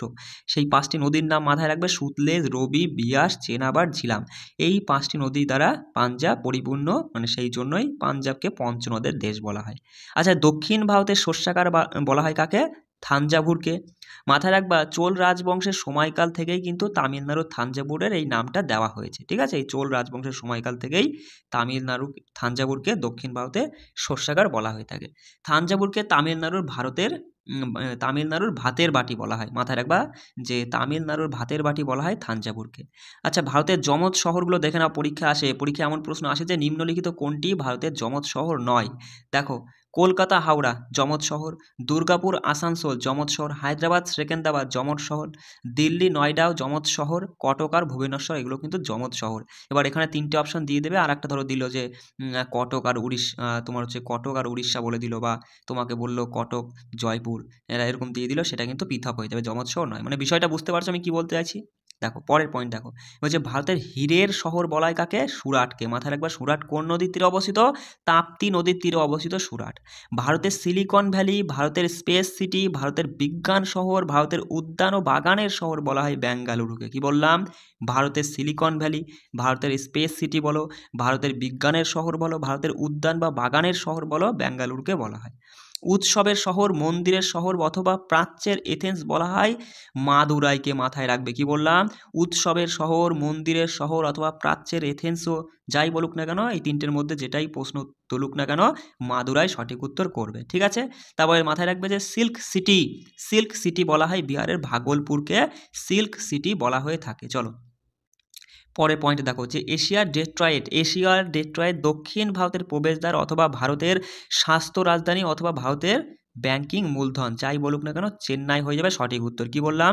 এশিয়ার ডেট্রয়েট দক্ষিণ ভারতের প্রবেশদ্বার, ভারতের স্বাস্থ্য রাজধানী, ভারতের ব্যাংকিং মূলধন, এগুলো সবই চেন্নাইকে বলা হয়। দক্ষিণ ভারতের ম্যানচেস্টার বলা হয় কোয়েম্বাটুরকে। ভারতের চায়ের শহর বলা হয় ডিব্রুগড়কে, আসামের ডিব্রুগড়কে। ঠিক আছে, মুক্তার শহর বলা হয় হায়দ্রাবাদকে, গোলাপি শহর বলা হয় জয়পুরকে। এগুলো একটু কষ্ট করে মাথায় রাখবা, কেমন? এখান থেকে কিন্তু পরীক্ষায় প্রশ্ন আসে। দেখো আরব সাগরের রানী বলা হয় কোচিকে, তারপরে মাথায় রাখবা যে রায়ালসীমার প্রবেশদ্বার বলা হয় কর্নুলকে, অন্ধ্রপ্রদেশের কর্নুলকে রায়ালসীমার প্রবেশদ্বার বলা হয়। নবাবের শহর বলা হয় লখনৌকে, লখনৌকে নবাবের শহর বলা হয়। তারপরে দেখো ভারতের ব্যাংকিংয়ের আতুর, প্রাচ্যের রোম, দক্ষিণ ভারতের পেট্রোকেমিক্যাল রাজধানী, পশ্চিম উপকূলের গয়না, সিটি অফ কুইন্স তারপরে বা যাকে বলা হয় বন্ধন প্রণালীর শহর, সবগুলোই কিন্তু সঠিক উত্তর হবে ম্যাঙ্গালোর। ঠিক আছে, তারপরে দেখো 7টি দ্বীপপুঞ্জের শহর বা ভারতের প্রবেশদ্বার মুম্বাই হয়ে যাবে। কমলালেবুর শহর বা বাঘের রাজধানী বলা হয় নাগপুরকে। রাজকীয় শহর হচ্ছে পাতিয়াল, পাঞ্জাবের পাতিয়াল হলো রাজকীয় শহর। প্রাচ্যের প্যারিস বলা হয় পন্ডিচেরিকে, মাথায় রাখবা। প্রাচ্যের অক্সফোর্ড তারপরে দাক্ষিণাত্যের রানী বলা হয় পুনেকে। কি বললাম? প্রাচ্যের অক্সফোর্ড, পরীক্ষা আসে কিন্তু, ঠিক আছে। প্রাচ্যের অক্সফোর্ড, দাক্ষিণাত্যের রানী হচ্ছে পুনে। ডুয়ার্সের প্রবেশদ্বার হলো শিলিগুড়ি, মাথায় রাখবা। ঠিক আছে, বেশ ভালো একটা তথ্য। তারপরে রক্তের শহর বলা হয় তেজপুরকে। শ্বেত শহর, হ্রদের শহর, প্রাচ্যের ভেনিস বলা হয় উদয়পুরকে। ঠিক আছে, ভারতের চিরসবুজ শহর হচ্ছে কেরলার তোমার হচ্ছে ত্রিভান্দনম। ঠিক আছে, একটু দেখে নিও, ত্রিভান্দনম হচ্ছে ভারতের চিরসবুজ শহর। ব্যানিয়ন সিটি, তারপরে সংস্কারী নাগরী, আর একটু দেখে নাও যে বৃত্তিভোগীদের শহর, এগুলো সবই হচ্ছে গুজরাটে ভাদোদরাকে বলা হয়। তোমার হচ্ছে ব্যানিয়ন সিটি বলো, সংস্কারী নাগরী বলো, বৃত্তিভোগীদের শহর বলো, গুজরাটে ভাদোদরাকে বলা হয়ে থাকে। পরের প্রশ্ন চলো কি বলছে দেখো। দেখো এটা তখনকার একটা কারেন্ট অ্যাফেয়ার্সের মধ্যেই পড়ে, তবে এখান থেকে কিন্তু এক্সট্রা কিছু তথ্য রয়েছে বলে আমি কিন্তু এটা তুলেছি। 2018 সালের ম্যাক্সেসে পুরস্কার লাভ করে কে, এটা দেওয়া ছিল, তখনকার কারেন্ট অ্যাফেয়ার্স ছিল। ঠিক আছে, সেই অনুযায়ী উত্তর হতো। যাই হোক, তুমি এখানে মাথায় একবার রমন ম্যাক্সেসে পুরস্কার ফিলিপিন্সের 7ম রাষ্ট্রপতি রমন ম্যাক্সেসের সম্মানে প্রতি বছর এই পুরস্কারটা দেওয়া হয়ে থাকে। কোন ক্ষেত্রে দেওয়া হয়? পরিষেবা, সাংবাদিকতা, সাহিত্য এবং সম্প্রদায়ের নেতৃত্বের অবদানের জন্য। এই তথ্য কিন্তু গুরুত্বপূর্ণ। রমন ম্যাক্সেসে পুরস্কার নিম্নলিখিত কোন ক্ষেত্রে দেওয়া হয়, এরকম প্রশ্ন কিন্তু আসে। মাথায় রাখবা পরিষেবা, সাংবাদিকতা, সাহিত্য, সম্প্রদায় নেতৃত্বের অবদানের জন্য তোমার এই ফিলিপাইন্স থেকেই এই পুরস্কারটা দেওয়া হয়। প্রথম দেওয়া হয়েছিল 1958 সালে, সালটা গুরুত্বপূর্ণ। ঠিক আছে, আর প্রথম রমন ম্যাক্সেসে পুরস্কার পান কোন ভারতীয় প্রথম রমন ম্যাক্সেসে পুরস্কার পান? মাথায় রাখবা আচার্য বিনোবা ভাবে। ঠিক আছে, এই পুরস্কারকে এশিয়ার নোবেলও বলা হয়। তাহলে যদি পরীক্ষায় প্রশ্ন আসে নিম্নলিখিত কোন পুরস্কারটি এশিয়ার রোম নামে পরিচিত? রমন ম্যাক্সেসে। ঠিক আছে, দেখো এখনও পর্যন্ত 56 জন ভারতীয় এই পুরস্কার পেয়েছেন। এটা হচ্ছে আপডেট আমাকে করিয়ে দিতে হবে, আমি কারেন্ট অ্যাফেয়ার্সের সময় তোমার কিন্তু এগুলো করিয়ে দেবো। 22-এরটা মাথায় রাখতে হবে না, 23-এরটা একটু দেখে নাও। 2023-এ 65তম যে রমন ম্যাক্সেসের অনুষ্ঠানটা অনুষ্ঠিত হয়েছিল, সেখানে 4 জন তোমার এই রমন ম্যাক্সেসে পুরস্কার পান। বাংলাদেশ থেকে তোমার হচ্ছে করভি রক্ষন্দ, আর তিমুর লেস্তে থেকে তোমার হচ্ছে ইউজেনিও লেমোস, ফিলিপাইন্স থেকে মরিয়ম কর্নেল ফেরার, আর ভারতেরটা গুরুত্বপূর্ণ, ভারত থেকে রবি কানন, তিনি কিন্তু 2023 সালে রমন ম্যাক্সেসে পুরস্কার পান। ঠিক আছে, চলো পরে আর একটা প্রশ্ন ছিল যে লেক্সিকোগ্রাফি কিসের সঙ্গে যুক্ত? এই প্রশ্নটা এসেছিল, বেশ ভালো একটা প্রশ্ন। সঠিক উত্তর হবে অভিধান সংকলন। লেক্সিকোগ্রাফি অভিধান সংকলনের সঙ্গে যুক্ত। এবার আমি কিছু গুরুত্বপূর্ণ তথ্য তুলে দিয়েছি যেগুলো পরীক্ষা আসতে পারে। মাথায় রাখবা যে লেরিথমিক্স হচ্ছে জনগণনা পরিসংখ্যানের সঙ্গে যুক্ত। তারপরে মেটিওরোলজি হচ্ছে আবহাওয়া সংক্রান্ত চর্চার সঙ্গে যুক্ত। তারপর হচ্ছে মেটালার্জি হচ্ছে আকরিক থেকে ধাতু নিষ্কাশন গবেষণার সাথে সম্পর্কিত। ডাকটাইলোগ্রাফি হচ্ছে আঙ্গুলের ছাপ সংক্রান্ত বিদ্যার সাথে জড়িত। ঠিক আছে, পেডাগোগি হচ্ছে শিখন তত্ত্ব, আর গ্রাফোলজি হচ্ছে হাতের লেখা সংক্রান্ত বিদ্যাকে বলা হয় গ্রাফোলজি। ক্রিন্টোগ্রাফি হলো গোপন হস্তাক্ষর পরিচয় বিদ্যাকে বলা হয় ক্রিন্টোগ্রাফি। ক্রায়োজেনিক্স হলো অতি নিম্ন তাপমাত্রা উৎপাদন সংক্রান্ত বিদ্যা। ঠিক আছে, আর দুটো আছে, দেখো 1 মিনিট দেখে নাও। আকুপাংচার হলো ছুঁচ দিয়ে চিকিৎসা সংক্রান্ত বিদ্যা হচ্ছে আকুপাংচার। আর ডিপ্লোমেট্রিক্স হলো প্রাচীন পুঁথির থেকে তথ্য উদ্ধারকরণ, এটাই হচ্ছে ডিপ্লোমেট্রিক্স। ঠিক আছে, এটা কিন্তু গুরুত্বপূর্ণ। চলো পরের 5 নম্বর প্রশ্নটা দেখো কি বলছে কাপড় কাচার সোডা কি? মাথায় রাখবা যে জানোই যে কাপড় কাচার সোডা হলো এটা সোডিয়াম কার্বনেটই আমরা নামে জানি, কিন্তু পুরো কথাটা মাথায় রাখবা hydrated sodium carbonate, সংকেতটা Na2CO3 10H2O। একে স্যাল সোডাও বলা হয়, এটা সাবান তৈরিতে ব্যবহৃত। আবার বেশ কিছু গুরুত্বপূর্ণ রাসায়নিক পদার্থ কিন্তু আমি তুলে দিয়েছি। এখান থেকে পরীক্ষায় প্রশ্ন আসে, আর এখান থেকে তুমি পাবাই, এর বাইরে তোমাকে কিছু মাথায় রাখতে হবে না। দেখো বেকিং পাউডার বা খাবার সোডা যাকে বলা হয় সোডিয়াম বাইকার্বনেট, সংকেত মাথায় রাখবে NaCO3, এটা পাউরুটি শিল্পে বিকারক হিসাবে ব্যবহৃত হয়। মার্স গ্যাস যা হচ্ছে মিথেন, মার্স গ্যাস বলা হয় কাকে? মিথেনকে। মিথেনের সংকেত মাথায় রাখবা CH4, জ্বালানি হিসাবে ব্যবহৃত হয়। রুজ, রুজ হচ্ছে ফেরিক অক্সাইড Fe2O3, সোনার অলঙ্কার পরিষ্কার করতে ব্যবহৃত হয় রুজ। ওলিয়াম, ওলিয়াম হলো ধূমায়মান সালফিউরিক অ্যাসিড H2S2O7, সংকেতটা কিন্তু গুরুত্বপূর্ণ, H2S2O7 মাথায় রাখবা, এটা H2SO4 প্রস্তুতিতে ব্যবহৃত হয় ওলিয়ামটা। চলে আসি অয়েল অফ ভিট্রিয়ল বা রসায়নের রাজা বলা হয় কাকে? গাঢ় সালফিউরিক অ্যাসিডকে, H2SO4কে অয়েল অফ ভিট্রিয়ল বা রসায়নের রাজা বলা হয়। গাঢ় সালফিউরিক অ্যাসিড যেটা সংকেতটা H2SO4, এটা হচ্ছে বিকারক হিসাবে ব্যবহৃত হয়, আর এটি স্পর্শ পদ্ধতিতে প্রস্তুত করা হয়। ঠিক আছে, মার্বেল পাথর এই অ্যাসিডের সংস্পর্শে আসলে ক্ষতিগ্রস্ত হয়। তারপরে চিনি কালো হয়ে যায়, বৈদ্যুতিক কোষ তৈরিতে তোমার এই গাঢ় সালফিউরিক অ্যাসিড অর্থাৎ H2SO4 ব্যবহৃত হয়। প্লাস্টার অফ প্যারিস গুরুত্বপূর্ণ, ক্যালসিয়াম সালফেট হেমিহাইড্রেট মাথায় রাখবা, সংকেতটাও মাথায় রাখবা 2CaSO4 × H2O। ঠিক আছে, ভাঙা জায়গা জোড়া লাগাতেই কিন্তু তোমার এই প্লাস্টার অফ প্যারিস বা ক্যালসিয়াম সালফেট হেমিহাইড্রেটটা ব্যবহৃত হয়। চলো পরে পয়েন্ট দেখো, দার্শনিকের উল, জিঙ্ক অক্সাইড ZnO, সংকেত গুরুত্বপূর্ণ। ঠিক আছে, মলম প্রস্তুতিতে ব্যবহৃত হয়। পোড়াচুন, ক্যালসিয়াম অক্সাইড CaO, ইট তৈরিতে ব্যবহৃত হয়। কুইক সিলভার, পারদ, পারদকে কুইক সিলভার বলা হয়। পারদের সংখ্যাটা কিন্তু বারবার পরীক্ষা আসে, মাথায় রাখবা Hg, কি বললাম? Hg হচ্ছে পারদের সংকেত। ঠিক আছে, আর জানোই যে থার্মোমিটার প্রস্তুতিতে পারদ ব্যবহৃত হয়।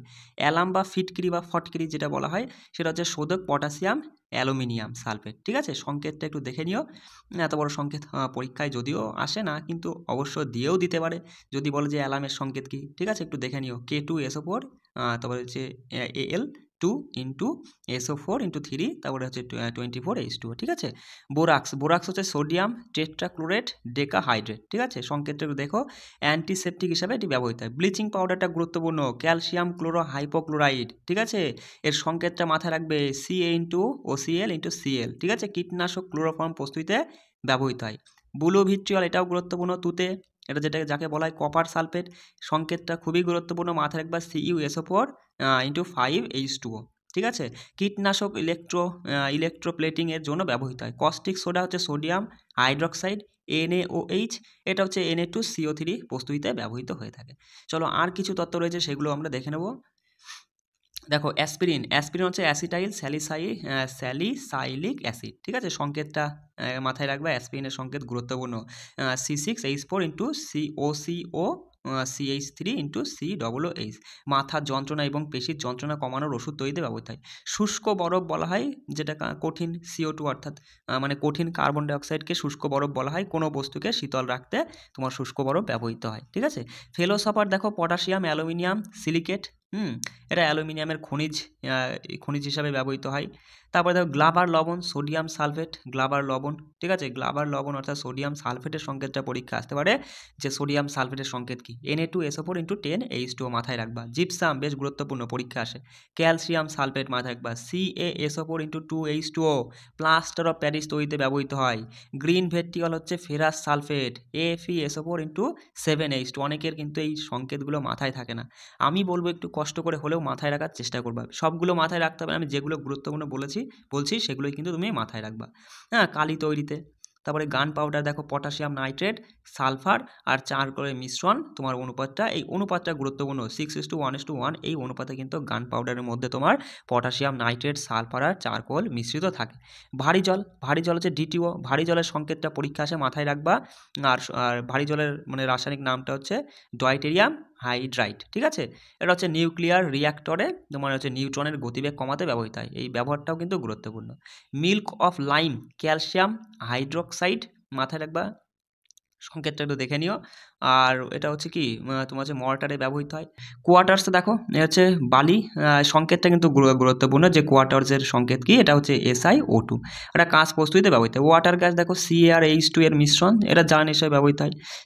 সিনাবার হচ্ছে মার্কিউরিক সালফাইড, ঔষধ হিসেবে ব্যবহৃত হয়। হোয়াইট ভিট্রিয়লটা দেখে রাখো, যে জিঙ্ক সালফেট তোমার হচ্ছে হেপ্টা হাইড্রেট। ঠিক আছে, জিঙ্কাইট প্রস্তুতিতে ব্যবহৃত হয়। জিঙ্ক ব্লেড হচ্ছে জিঙ্ক স্যালসাইড, মাথায় রাখবা। ঠিক আছে, জিঙ্ক স্যালসাইড, এটা জিঙ্ক নিষ্কাশনে জিঙ্ক ব্লেড ব্যবহৃত হয়। আর একটা তথ্য আছে ক্যালামাইন, দেখো এটাও কিন্তু গুরুত্বপূর্ণ, ক্যালামাইন হচ্ছে জিঙ্ক কার্বনেট, যেটা হচ্ছে চুলকানির ঔষধ তৈরিতে ব্যবহৃত হয় তোমার ক্যালামাইন। এই গেল আমাদের 5টা তোমার হচ্ছে প্রশ্ন, গুরুত্বপূর্ণ প্রশ্ন আমরা দেখে নিলাম। এইভাবে তুমি পড়তে থাকো না, তবে দেখো জিকে বলো, ম্যাথ বলো, জিআই বলো, কোনো কিছু নিয়েই তোমাকে চিন্তা করতে হবে না, ঠিক আছে? আর ফুল মক টেস্ট দেখো, মিনি মক টেস্টগুলো আমি আর এখন অতটা দিচ্ছি না, আমি ভাবছি প্রত্যেকদিন একটা করে ফুল মক টেস্ট তোমাদের মাঝে দেবো, ঠিক আছে? সেগুলো কিন্তু অবশ্যই করে নিবা। চলো রাখছি, জয় হিন্দ।